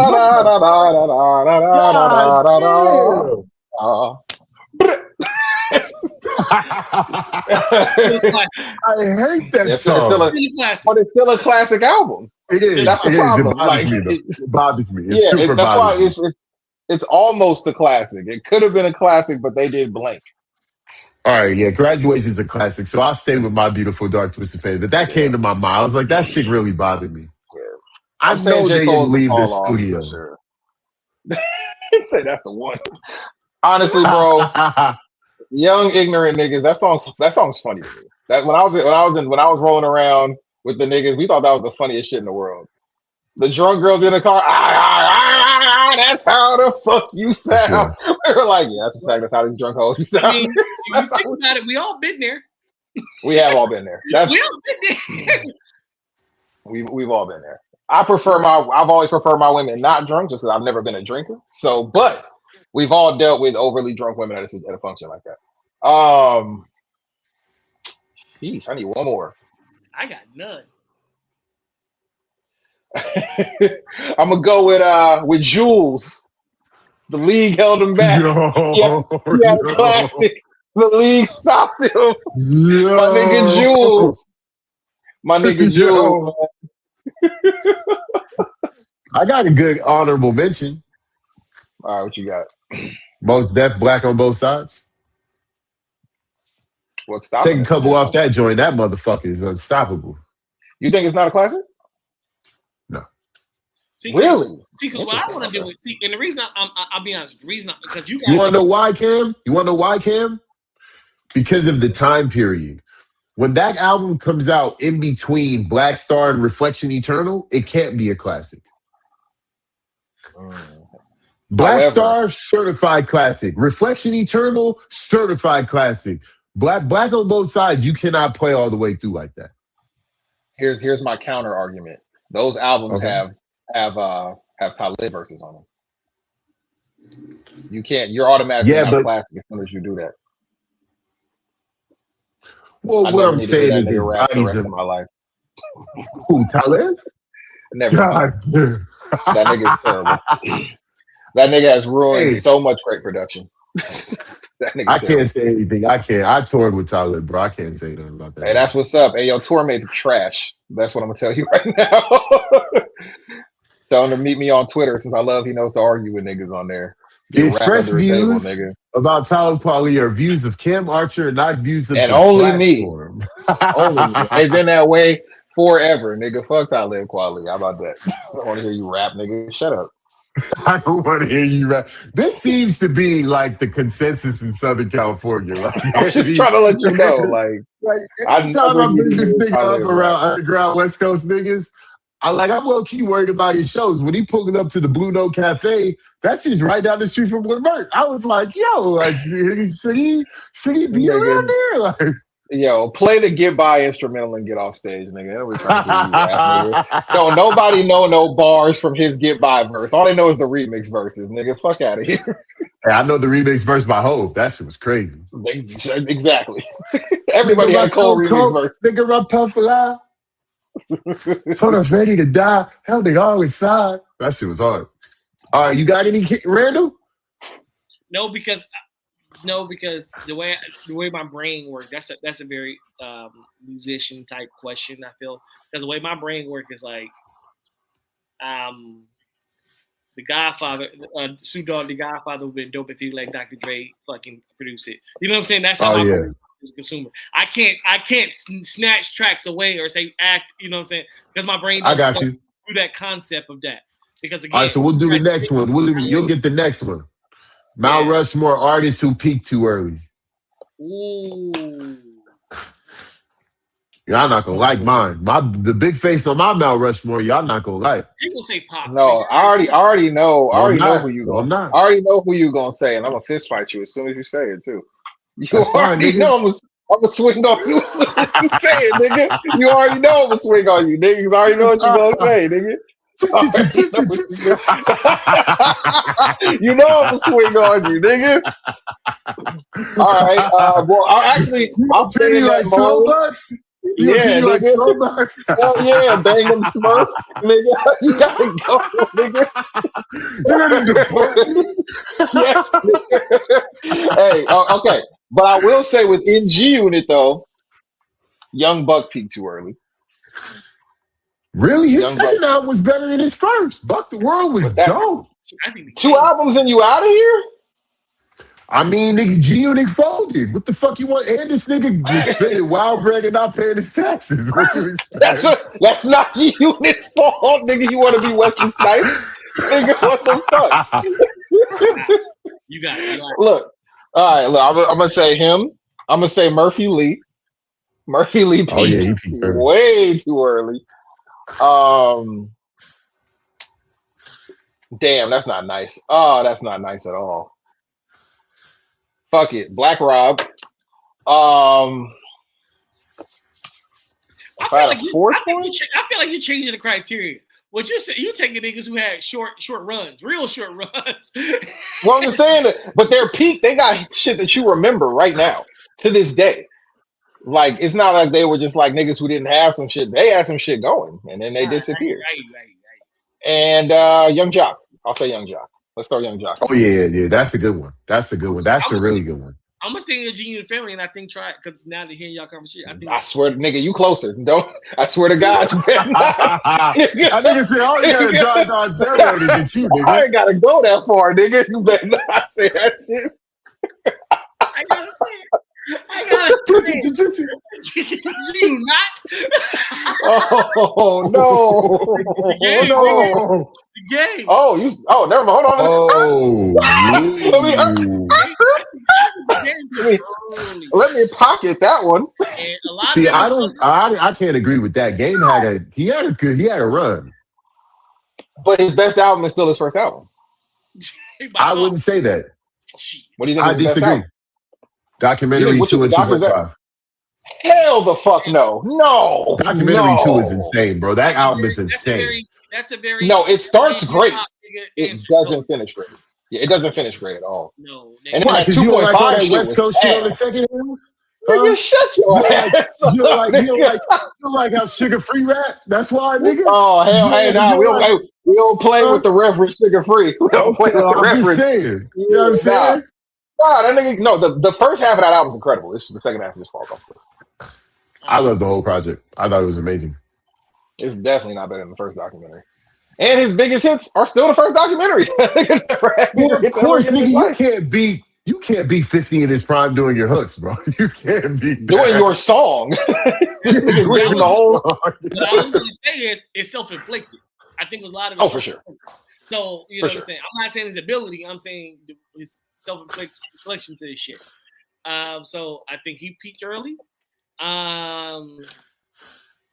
Let me think. I dare say that? Dare say that? Hey, don't be scared of Cam, nigga. Don't be scared of this nigga. I'm He's just a violent Dino, nigga. You all right? There's plenty of us. Get it right. When we say peak tour, or based off the longevity of his career, because he has a really long career going. Kanye West. Ooh, I don't know about that.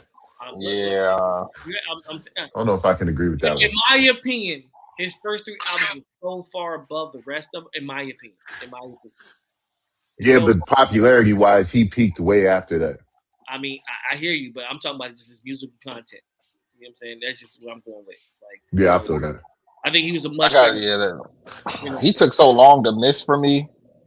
Yeah. It's tough because that nigga didn't miss for a long time. After his third album, I think it started. I felt like it started. I could see the chinks in armor after that third album. I think that's where the separation starts because I love 808s. Yeah. I think obviously My Beautiful Twisted Fantasy is a classic.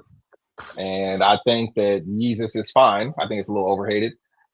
I got one. If you want to say after that, yeah. Look, and I love this nigga. And I'm gonna put my hat to like. Memphis Don't Bleak, do it. Nigga. Bleak, nigga. Bleak, nigga. Bleak. Did Bleak ever peak though? Thank you. I was about to say, what was the peak? Tell me the peak. You got a platinum album. What was the peak? You got a platinum nigga, so does Obi Trice, nigga. Do you think he peaked? I mean, Obi Trice had a peak? The Young Guns, nigga, they can have a peak. Young Guns don't have a platinum album, nigga. Yes, they do. That can't stop, won't stop. That can't stop, won't stop. Shit didn't go platinum. Yes, it did. That had to go platinum. No, because I looked it up the other day, and I was looking at the Can't stop, won't stop. Rockefeller Records. Get down, get down. Girls and girls, they love us. That shit went, boy. That shit went.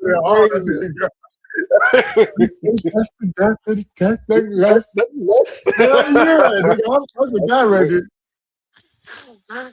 The song went platinum. The album didn't. Well, them hey, niggas but back in the day, that's basically going plat back in the day, baby. That's pre-streaming. Absolutely. Here we go. This shit. That's pre-streaming. Bleak got a gold album too. Yeah, you got the understanding and the second one, right? Yeah. Nigga, I don't even know. I don't even know the names of these imaginary albums. What are these albums? Are these? Yo, did he sell them the Sprint? Albums, the understanding is his first, and I forget the name of the second. But those albums I think the understanding went platinum, and the second one went gold. But it's the other way around. The second one went platinum, but the second one went platinum because Jay-Z gifted that nigga with the "Is That Your Chick" record. Yeah, I was gonna say, is that the one he sold the Sprint? Sold 1 million copies of the Sprint? No, that's Magna Carta. That's Magna Carta. I'm fucking with you. That's Magna Carta. That nigga ain't got no peak. I'm sorry. Is That Your Chick? Is Missy Elliott featuring Jay-Z? Nigga, I don't know why that nigga's there. I said what I said. Nigga. If you want to give him some light, go ahead, bro. You give him some. You want to, while slightly disrespecting him. In fact, he got a platinum and a gold album. He's better than 90% of 95% of rappers out there. He's better than every rapper on this call, nigga. He ain't better than me, nigga. I'll tell you that goddamn much right now. I'm talking about sales history, nigga. I'm not talking about skills. Statistically speaking, sure, but tell that nigga lace him up. Nigga, I can write something and have Randall sounding like Bleak next week. You not gonna play. All these niggas that y'all be putting in the top 25 ain't did what he did. Fuck y'all niggas. That's nigga. If we had Jay-Z saying, no, guys, seriously, he's good, come on, in Jay-Z's prime, maybe we have some. You think Try wouldn't have 2 plaques right now, nigga? Nigga, you what? Sparks had it too. They didn't do it. No. There was only one nigga that Jay-Z said, this is the guy, and it was that nigga. He didn't even do that to Beans. He did that to Bleak. Again, another nigga, all these skills. He didn't do it. But he made better music. He 100% made better music. Beans got 2 gold albums. No, 3 gold albums, I believe. The Becoming went gold. Beans got the 1. No. Beans got plaques, bro. He was on that fucking Dynasty single. That shit probably went like 4 or 5 times platinum. I see platinum. I'm talking about albums, nigga. I want to hear these singles. Bro, okay, bet. On the club, everybody real deep on the. Randall, what album you gonna put on and listen to first? A Beans album or a Blink album? What album are you gonna check the sales first to see who sold more to listen to? Check the sales first. And try to tell you this. I'm actually a big Bleak fan. Yeah, he is. He is. I love Bleak. He is. That's crazy. But at the same time, I love Beans. So to answer your question is, I'm okay putting either one of them on, to be honest with you. I love both of them. No, he is a Bleak fan. I like Bleak. You know what? I ain't gonna lie. I like Bleak. Okay. I like Hey, this nigga is a Bleak fan the way I, admittedly, am a Tony Yayo fan. I love Tony Yayo, nigga. I don't know why. Yeah. I love Yayo, nigga. I was just begging this nigga last night. Oh, shit. Oh my God, this nigga Yayo had me singing a song called "Dear Susie, Dear Susie." I appreciate the fan, man. Beans, that album was gold. The truth. That's That's a crazy album. That's a great album. No, that's his best-selling album. It ain't. That's his best-selling album. What I'm saying is selling. I'm talking about. I said plaques, nigga. Platinum album. Oh, my nigga Bleak got one. you do. You take because his whole gave him. However you frame it. But you know he got kids. I'm poison with another. Was sad to see she keep calling me and my name is Jay-Z. You put that verse on the green tape, I'm going platinum too, nigga. Oh my God, yeah, no, I'm not wrong. All right. He didn't and you didn't. So but yeah, that's a fact. That's a big fact. That's a huge fact. All right. Mount Rushmore of cultural moments bigger than the music or the sport itself. He has 11, my nigga. Huh? He has 11 blocks. That's the most in NBA playoff history. He's gonna get a triple double on blocks. There's 8 minutes left. He's got 11 of them things. He's Elijah Wilt Chamberlain. The whole mix them together. Right. Moments bigger than music or sports themselves. Yep. Pac getting shot on the strip. I was gonna say Pac getting shot in New York. I feel like that's the lesser known thing. Like I feel like a lot of people don't even know that's really what's ultimately sparked it. They just know there was a beef and he died. In the grand scheme, that's kind of how they look at it. Go ahead. That's your list anyway. Let me shut up. I agree with you. I agree with what you're saying. Though. I feel like if people were to gauge it, they would go with the Vegas shooting. Yeah. I would say Jordan jumping from the free throw line in the dunk contest. Literally started the logo, essentially, when you really think about it. That's what really jumps a lot of that shit off. Yeah, that's facts. That shit was a wing before that motherfucker. Yeah, before he did that was the Air Jordan wing. It just said Air Jordan. Yeah, it just said Air Jordan before that shit. Wow. I'm gonna say Michael Jackson doing the first Pepsi halftime show. I'll put that up there. And I did what? I did 2 sports, or did I do one? I did 2 music. I need one more sport.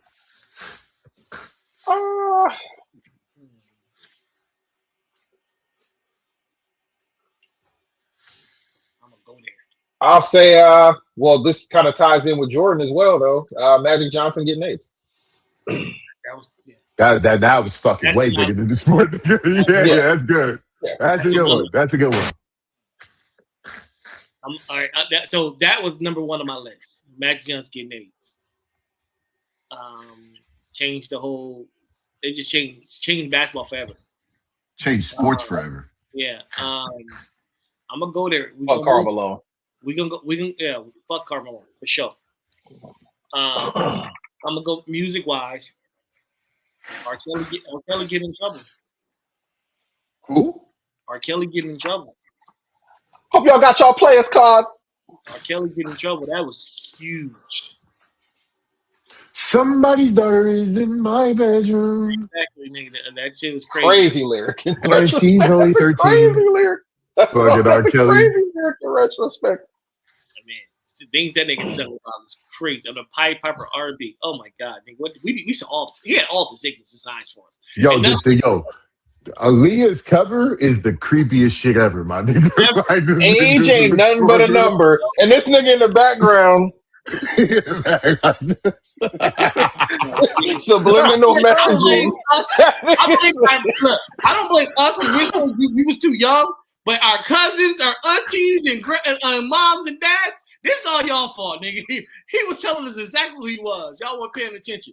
Am I tweaking or on homie lover friend? Did he not say 16 and under? That's what I thought I heard when I was a kid, and I thought I was tripping. Did he not say that on 16 and under? That nigga said friend. Okay, so I gotta check the lyrics now. Those two I said. So R. Kelly, Magic Johnson.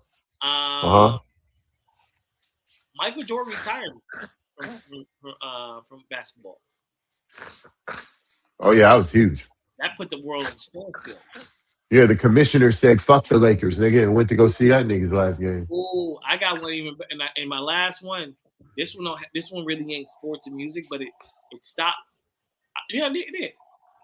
O.J. Simpson's Chase. They stopped. Yeah, that literally did. That literally did. Stopped the whole to watch it. Yeah, it stopped everything. The New York Knicks won, and they stopped the game, and niggas was watching on the Jumbotron in Madison Square Garden. This is facts. Yep. All right, so I'm gonna say related to OJ trial. That was my big face. Yeah, that's a good one. That is a good one. One after that's gonna be the Jordan flu game. I think it's bigger than itself because it was only game 5, nigga. Niggas act like that shit was game 7. And like, I mean, it's like, bro, if they lost it, they still had 2 more games. Like, it's cool. What else? Allen Iverson practice. Way bigger than the fucking game. They sensationalized that shit and made that moment way bigger than it needed to be. And the last one even breaks my heart to say, but I'm gonna say Kobe dying. Yeah. Kobe died. That shit was way bigger than fucking rap. Yeah. Nobody's gonna say Solange in the elevator, nigga. No. I almost said the Jordan Band commercial. I almost said that was big. That was an honorable mention. Yeah. I almost put in Kaepernick kneeling. Yeah, that's ripple effect still being felt on that one. That's facts. All right. Last one, Mount Rushmore of careers ruined by one decision. Oh! So you can say KD. What'd you say? You put this on here so you can say KD, nigga. So I can say KD? No, he's not on my list at all. KD's not on my list at all. Lupe saying that Obama was a terrorist. Facts. That hurts my soul the most. And Try knows that hurts me the most. But yeah, sure. The sooner that fucked his whole shit up, and he said that shit, and that still hurts me to this day. Nigga. Oh my God! Yeah, you're missing out. He's still incredible. Yeah, that's super right up there. Yeah. You say something stupid, it just irks me at that point. Yeah. Honestly, we about to see right now in a couple weeks, but I'm gonna jump the gun and I'm gonna say responding to Kendrick. I'm gonna say that one right there. I'm gonna say that right there, right up there. No, it should Drake be mentioning Kendrick. It should be mentioning Kendrick's family. That's what it should be. No, this was inevitable. This was inevitable as soon as he responded. It didn't matter what happened. It was Kendrick's the type of nigga that'll be like, he would have listened to a song and be like, did you say something about my kids? And they'd be like, no, I don't think so. No. And he would have gotten the booth regardless. I know some crash out niggas, and he's one of them. Okay, that nigga would have found a way to make it about crash out niggas, okay? And he's one of them. Okay, he'd have found a way to make it about himself.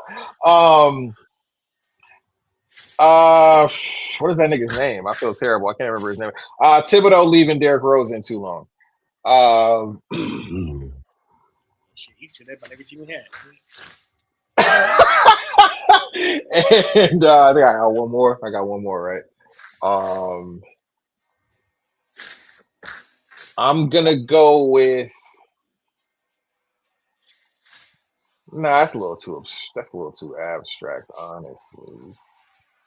Oh, I'll do one for one of my teams. I ain't done one of these in a minute for one of my teams. I'm gonna go with the NFL blocking the Raiders from trading to get Dan Marino in the draft. The Raiders had a trade in place to get Dan Marino, and the NFL vetoed it. Draft. Could you read the question again? Mount Rushmore is going through about one decision. Yeah, it ruined the career of my franchise over the past 30 to 40 years. The Raiders for 40 years. And that did it right. Think about that. For the Raiders getting the team that airs it out more than anybody else getting Dan Marino. Oh, my God. I still have nightmares about it. Kudos to the NFL for that shit. Fuck you. That is literally the Al Davis wet dream is Dan Marino at quarterback, bro.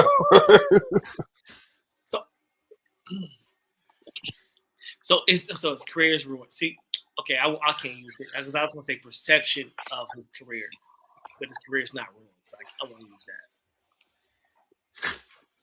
that. There's a big one on there when it comes to how niggas look at him different. He changed his whole direction. To this day, it still fucks with his career.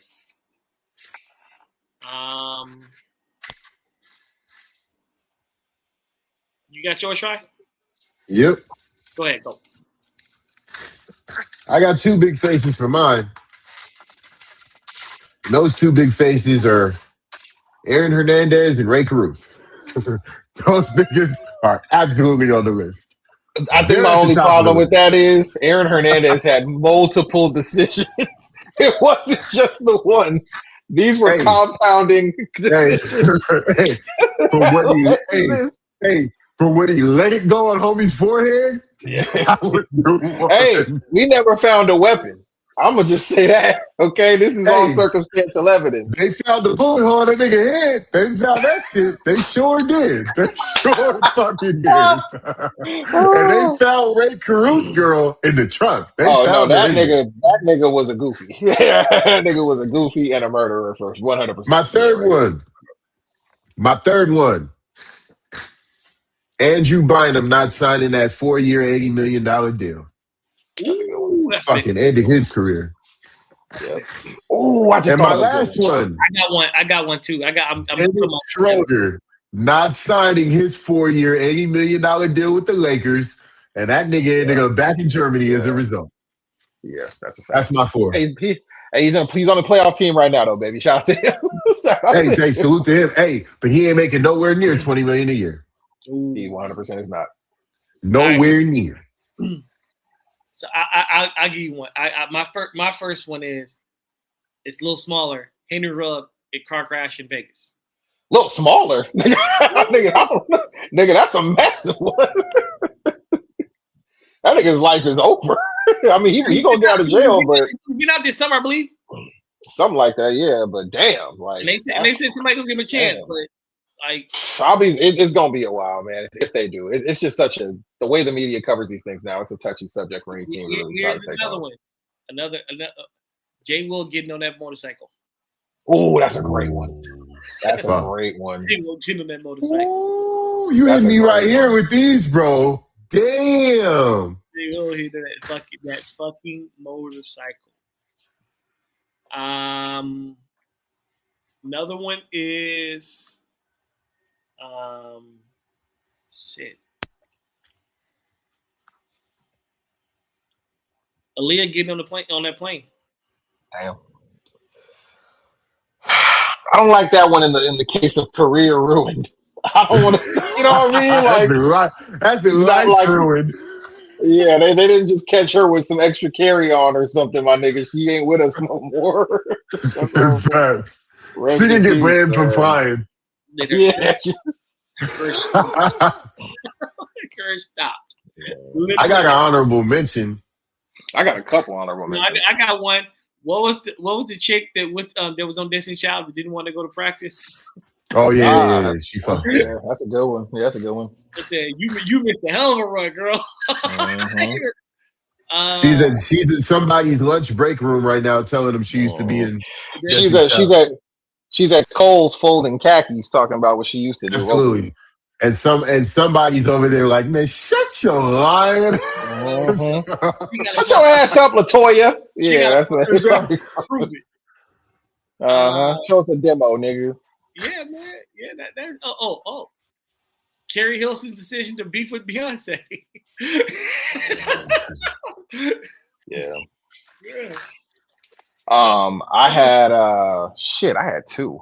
And I forgot one of them, but one of them was Tiger Woods not doing a better job with his phone. You know what I'm saying? Tiger Woods not doing a better job with his phone. Really fucked his shit up. That hurt his back though, nigga.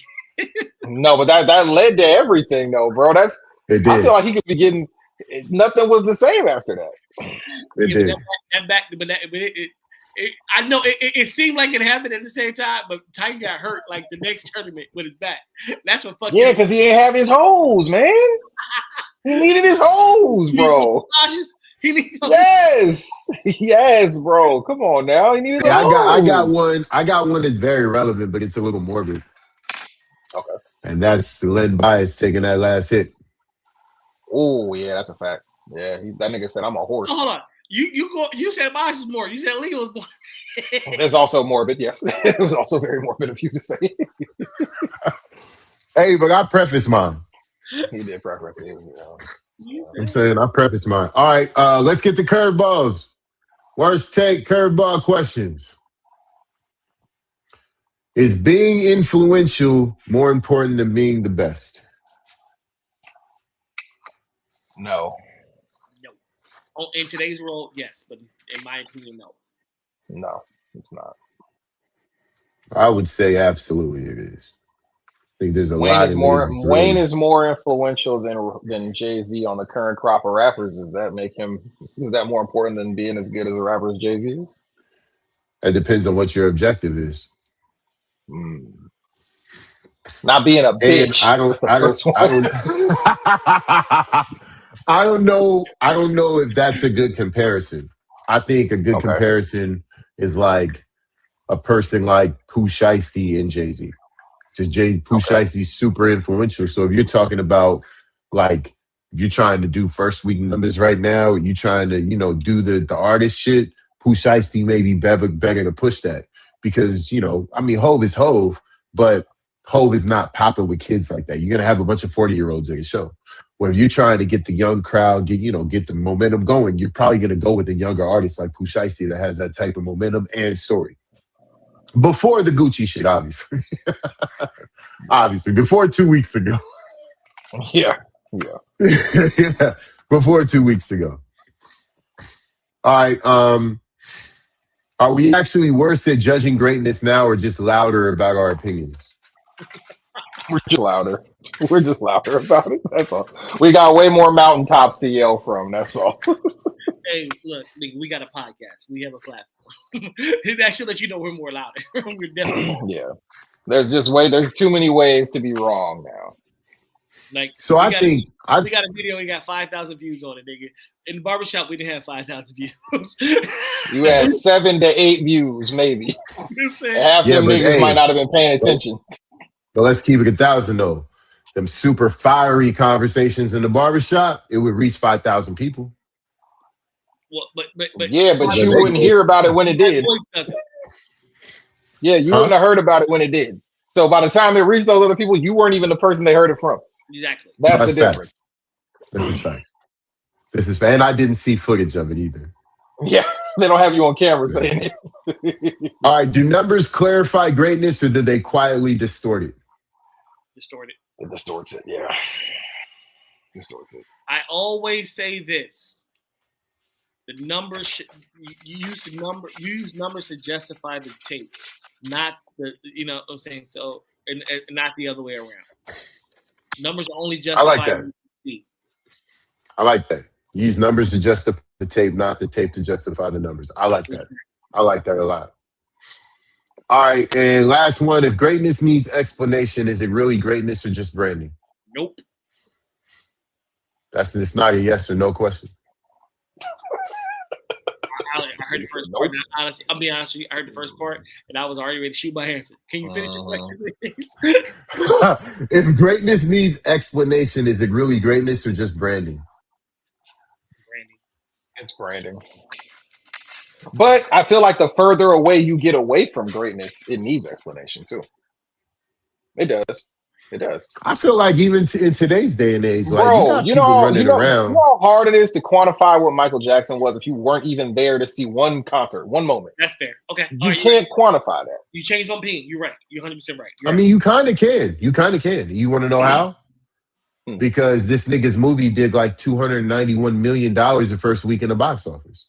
Yeah, but how many kids did you see? But it ain't even hit China or Japan. It ain't even hit the Asian market yet. That's just that's doing a bill.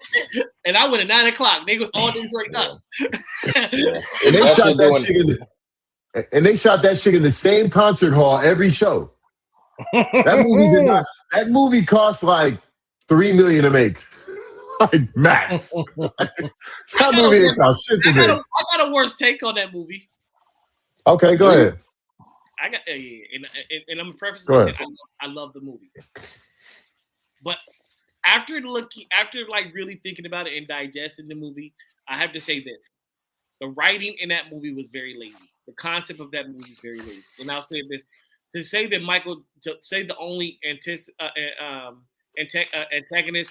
and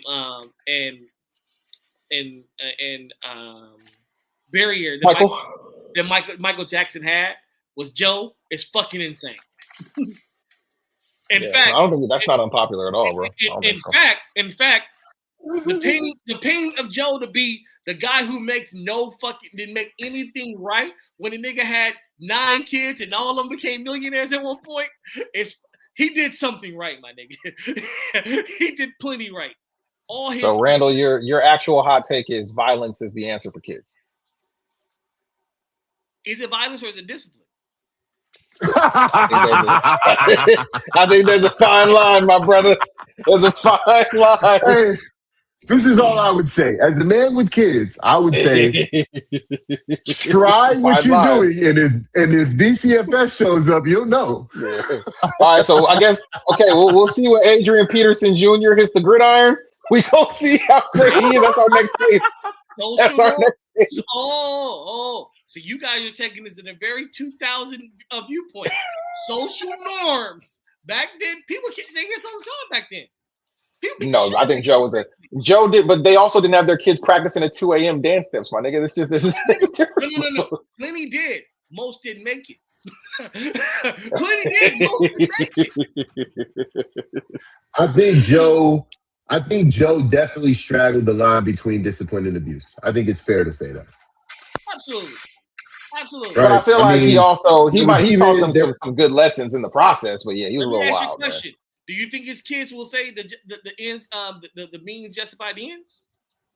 I don't know because there was. I don't know because like look, I'm not trying to get too crazy on here, but like LaToya had some wild accusations about Joe, and I'm not going to repeat what they are on this camera. But you know what those accusations were. And if those are even remotely fucking close and the rest of the family knows that, I don't know if they're going to say the means justifies the end. That's deeper than rap. Because I actually forgot about those, independent of those. You know what I'm saying? Obviously, we're not. Okay. I actually forgot about those. Yeah. Okay, because I was like, nigga, LaToya said some crazy shit, G. Like if you look at American Story, whatever the hell it's called, like, yeah, he whooped Mike. American Dream, sir. American Dream. Mike yelled at him and then run under the fucking thing. I got my ass whooped for less. I would talk about to my mom and daddy. Well, see, that was the crazy thing about the American Dream. You never see him get whooped in the American Dream. That's the only thing you don't see is Michael get caught. Everybody else got their ass beat. That's why it was so crazy to see it in this movie. They actually show Mike was getting his ass whooped. But even so, because Mike ain't alive to disapprove it. I'm joking about it, but at the end of the truth, I'm joking about it.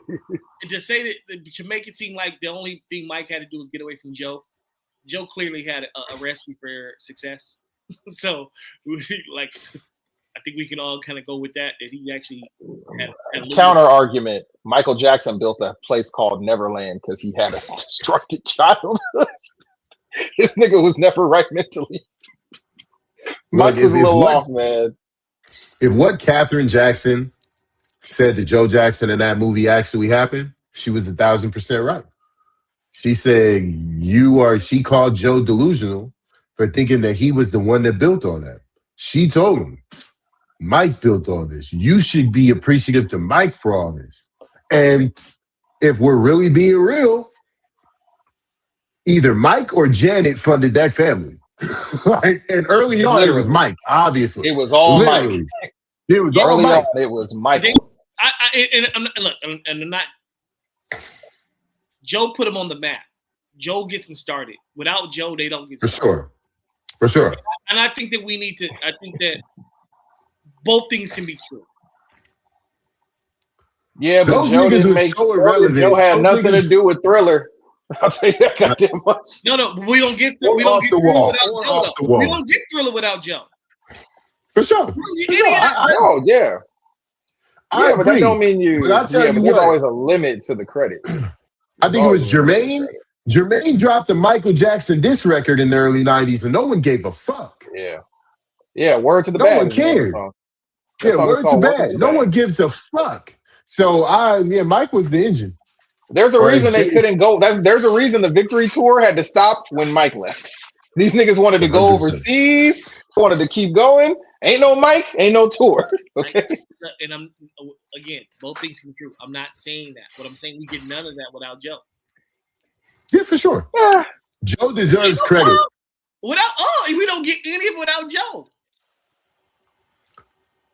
I agree with that. I'm just saying Joe was abusive. That's all I'm saying. It's kind of like this. Yeah. You're not taking anything away from Michael Jordan and say if Magic and Bird don't save the league, we don't have Mike. You're not taking away from Mike. We don't have him because the league is going bankrupt. We don't have an NBA for Mike to come and play in. That's the difference. Yeah, a lot of cocaine going on. Absolutely. Yep.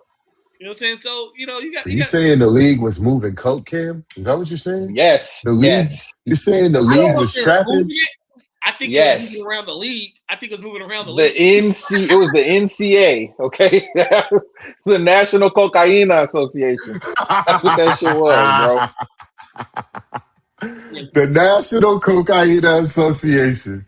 That's what it was, man. Wow for this. With a Pepsi sponsor. Crazy. Yes, clearly. Hey, so what y'all think about this game? One Coke at a time. What y'all think about this game, man? Minnesota about to steal one on the road. They played a great game. I think they got a little bit of help from the refs down the stretch, but they also played some great defense down the stretch. So, yeah. And just got their number, bro. They couldn't do nothing with Randle. Shit. Wait up. Hold on. Oh, shit. Julius Randle doing stupid shit. Julius Randle doing stupid shit. Just when I was praising that nigga. Just when I praised that, they can't do nothing with him. Let me see what happened, man. You ahead of me on the stream, so my Peacock stream is a little slower. You must have cable, nigga. That's not on Julius Randle. Yeah, it was because he didn't come to the basketball. No. Julius Randle, first of all, he didn't make a cut at all on out of bounds. He just stood there and he didn't even make himself open. I hate inbounders that do that shit. Randle will tell you as a coach, and if your inbounder has not released the ball yet, you need to stay moving. You never take it back. Period. You never take a move. Yeah, you gotta keep moving. As a passer, I'm reading you. If you fake me out, it's on you. Yeah, for sure. You think it's happening? And if you don't get open, you can force the inbounder to take it to force it back. Oh, they got him, nigga. Let's go, Ant. Wow, Champagny. I was like, why did they call it? They should have called a timeout on that, man. And I'm gonna be honest. I really hate. That's one thing I hate in the new NBA. Call a timeout and get this at play. I kind of want to. I want to see Ant versus SGA in the finals. No, you don't. No, you don't. Yes, I do. It's not fair. It's not fair to Ant. I don't necessarily need Ant to. I don't need Ant to win. I don't need because I understand it's not fair. No, Ant's gonna go crazy, but he's not. I don't like it because niggas are gonna try to ding Ant for it. I want to see that because you can prove a point in a losing effort. I don't think niggas are ding Ant for it. I think Ant is the only person in the league that doesn't have a bona fide number 2, and he's still going. I feel like they'll say, "How many times can you get to the conference final and lose?" These niggas love doing shit like that, bro. I mean, hey, if you're telling me that he's been going to the conference finals without a bona fide number 2, I'm not on his ass like that. If you look at every other successful star in this league, Jason Tatum has Jaylen Brown, Joker has Jamal Murray. Like, you know what I'm saying? Like Steph Curry had fucking Andrew Wiggins. But like every person has had their number 2. You can't tell me that Jaden McDaniels that's a crazy last number 2. I'm sorry. That's a crazy last. What are you talking about? Andrew Wiggins averaged 20. He averaged 27 that year. But it's just crazy to think about that because he ain't been that nigga since. It's just crazy to think about it. You know what I mean? Like, hey, Andrew Wiggins was the number 2. He just had a great year in Miami. Don't play. He just had a great year in Miami. He had an okay year. He averaged like 18 and 6 this year. He averaged like his career averages this year. Well, I mean, I know you had the GOAT scorer and Bam right there, but you just can't really, rely on Andrew Wiggins to be consistent. His whole problem, his whole career is inconsistency. I agree with that, but I'm just saying the year that they won the championship in 22, he was a bona fide number 2 for them. Oh, I'm not arguing that. I'm just saying it's just crazy that he did that for a title. Yeah. It's just crazy. If you give Ant a number 2 like Jay Will, you give him a number 2 like Jamal Murray, you give him a number 2 like Jaylen Brown, you give him a number 2 like that, he's gonna scratch, my G. No, I agree, but I'm just saying I don't think people are going to try to shoot him that bail, and I don't agree with it. I think it's man. His number 2 is Julius Randle. Yeah, that's what I'm saying. I don't think nobody in the league. I mean, nobody. There's not one star that you compare with Julius Randle and win a championship. If you disagree, name one. No, I don't. That's the thing. I'm saying this is fucked up to him. I think we all kind of say the same thing. I don't like this for Ant. Like Ant needs another person to. He didn't even have a crazy. He had 18 tonight. I mean, if this team has Karl Anthony Towns, you tell me they're not a contender? Of course they are.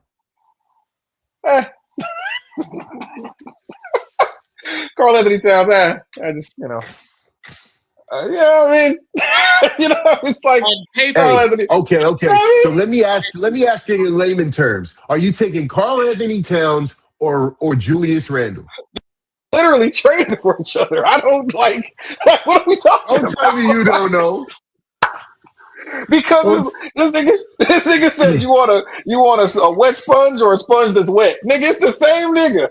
I don't care. That's not the same nigga at all, bro. That's not the same nigga at all. Listen, what I'm saying is they are both niggas who are supposed to be a role that they are not actually suited to be in, and they both have very obvious glaring holes that they refuse to address as players.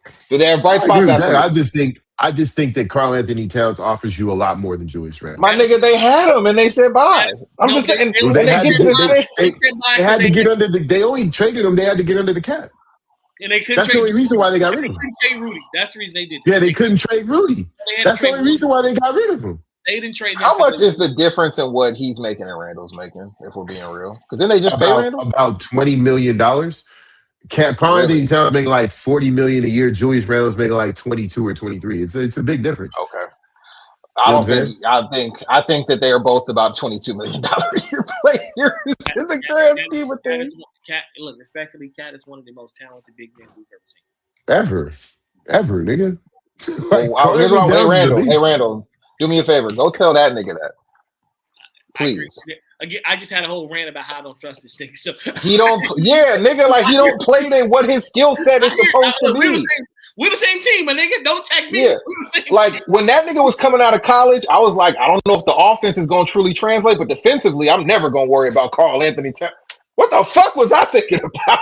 I thought the one thing that nigga was going to do was play defense consistently. He doesn't do it. He just fouls. He does the stupidest fouls and flailing around and just, oh my God. Like, me and you, we teammates here, okay? I'm just saying his talent is different than Julius Randle. Of course, I mean Julius Randle has a very obvious ceiling. But one thing about Julius Randle, he gonna shoot that motherfucker because that's what he did tonight. That nigga went 8 of 20 from the floor, but he has some big shots down the stretch, bro. He has some big shots down the stretch. That's his job. But at the end of the day, that's his job. He's doing his job. Yeah. I need to see that. I need Ant to have a better number 2 before we start talking about him actually really contending for rings. That's all I'm saying. I 100% agree with you. I have no disagreement. They need to get under from this Randall contract, and they need to get out from under this Gobert contract. Once they can do that, they'll have the money. I believe in the new ownership team in Minnesota. Alex Rodriguez and these guys, they're going to spend some money, but it's got to be for the right people. And I think they have the right heads of state there to make the right personnel changes. It's not the old guard. This is the new ownership team. Honestly, man, this game doesn't really like hurt me if I'm the Spurs. I'm annoyed, but I don't think they're really hurt by this loss. Well, it's 1-7. And yeah, don't let them niggas. Oh no, there's some game ones. There's some game ones you watch, you go, oh shit, these niggas ain't really got it. I don't think this is that game. I don't think they were able to give their best punch. And I think some of the stat lines you saw tonight from the Minnesota players, I don't think you're gonna see much better than that going forward. I mean, I disagree because I feel like there is a little bit of a mismatch going on in certain areas on that floor. Like if you look at Randall, they don't have anybody who can really match up with Randall because of how he plays, right? Wemby's the best option. Like he's gonna give Wemby problems on both ends. It's awkward. It's really awkward for them to play Minnesota. Well, you know who the best defender of Randall is? Randall. It's Randall. So, I mean, the nigga was 8 for 20. He didn't even shoot well. You know what I'm saying? Like, he'll shoot himself out of a game. So, like, it's not like you're right. You are right, though. But you are 100% right. They got nobody who can really body up Randall or deal with that. What he does. You're 100% right. On the floor. If he's gonna have games where it's like, oh yeah, okay, like this is a bad game. He's gonna have a game where he goes 10 for 17. Watch. Okay, now here's a crazy question. Crazy thought. Hear me out. At any point in time, do you just go more double big with Kornet and just let Wemby roam? No. Because you could put Kornet on the especially if you could put Kornet on Gobert and you're fine. Obviously, you're not super worried about Gobert like him offensively. No, because and then just let him roam. Because at the end of the day, you have to stop somebody, and I think that you're going okay. We don't really have a matchup for Ant. So we're going to guard him with multiple people, and we're going to try to see if we can isolate Randall with Wemby like that, right? So I think that you just got to. I think that's what you got to do. Understandable. Also, Stephon Castle can't foul out. You just can't have that. And I was going to bring up foul situations when people trying to help. You got to shut the second option down in these playoffs. That's what playoffs are about. Superstars are going to get theirs, especially on the road. Those are the ones who everybody lean on. So yeah, I think you got to look at it that way. You got to say, okay, we got to get Randall to go instead of 8 because 8 for 20 is still 40%. We need Randall to go 8 for 25, right? 8 for 22, 8 for 23. If he goes 8 for 23, you probably win the game with those 3 extra shots, right? And then we can throw doubles at Ant over here, and we can isolate over here. But the problem is, I think Randall just he's going to be able to get to his spots when he wants to get to his spots. And it's gonna be up to him to make it or not. They don't really have anybody like, yo, you can't stop it. No, you can get to his spots. Nigga, you on mute, cry if you're trying to talk. Yeah. Also, this is literally the type of series that Randall should love. Absolutely. Because these niggas is gonna scrap. They gonna go to the cup. They gonna fight. It's right in his alley. Right what he want to do. Yeah. For sure. Yeah. All right, fellas. Well, shit, man. That's been Worst Take. Any parting words? Happy birthday, your mama, man, to your moms, man. Happy birthday, moms. Big 7-6. All the mothers out there, to your moms, your wives, and everybody else. If she's single, Happy Mother's Day to all the ladies out there.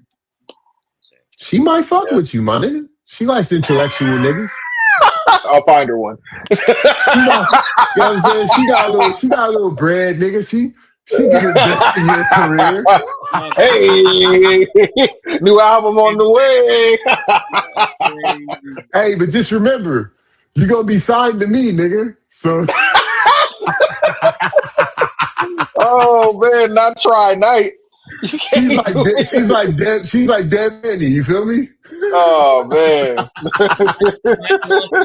Nigga mom, okay? We're not doing this. Well, shit, man. That's been Worst Take, fellas. I appreciate it. Next week, we back. Yes, sir. Peace. Peace. Peace, y'all. This fucking game is about winning and losing. Me, I don't fucking lose.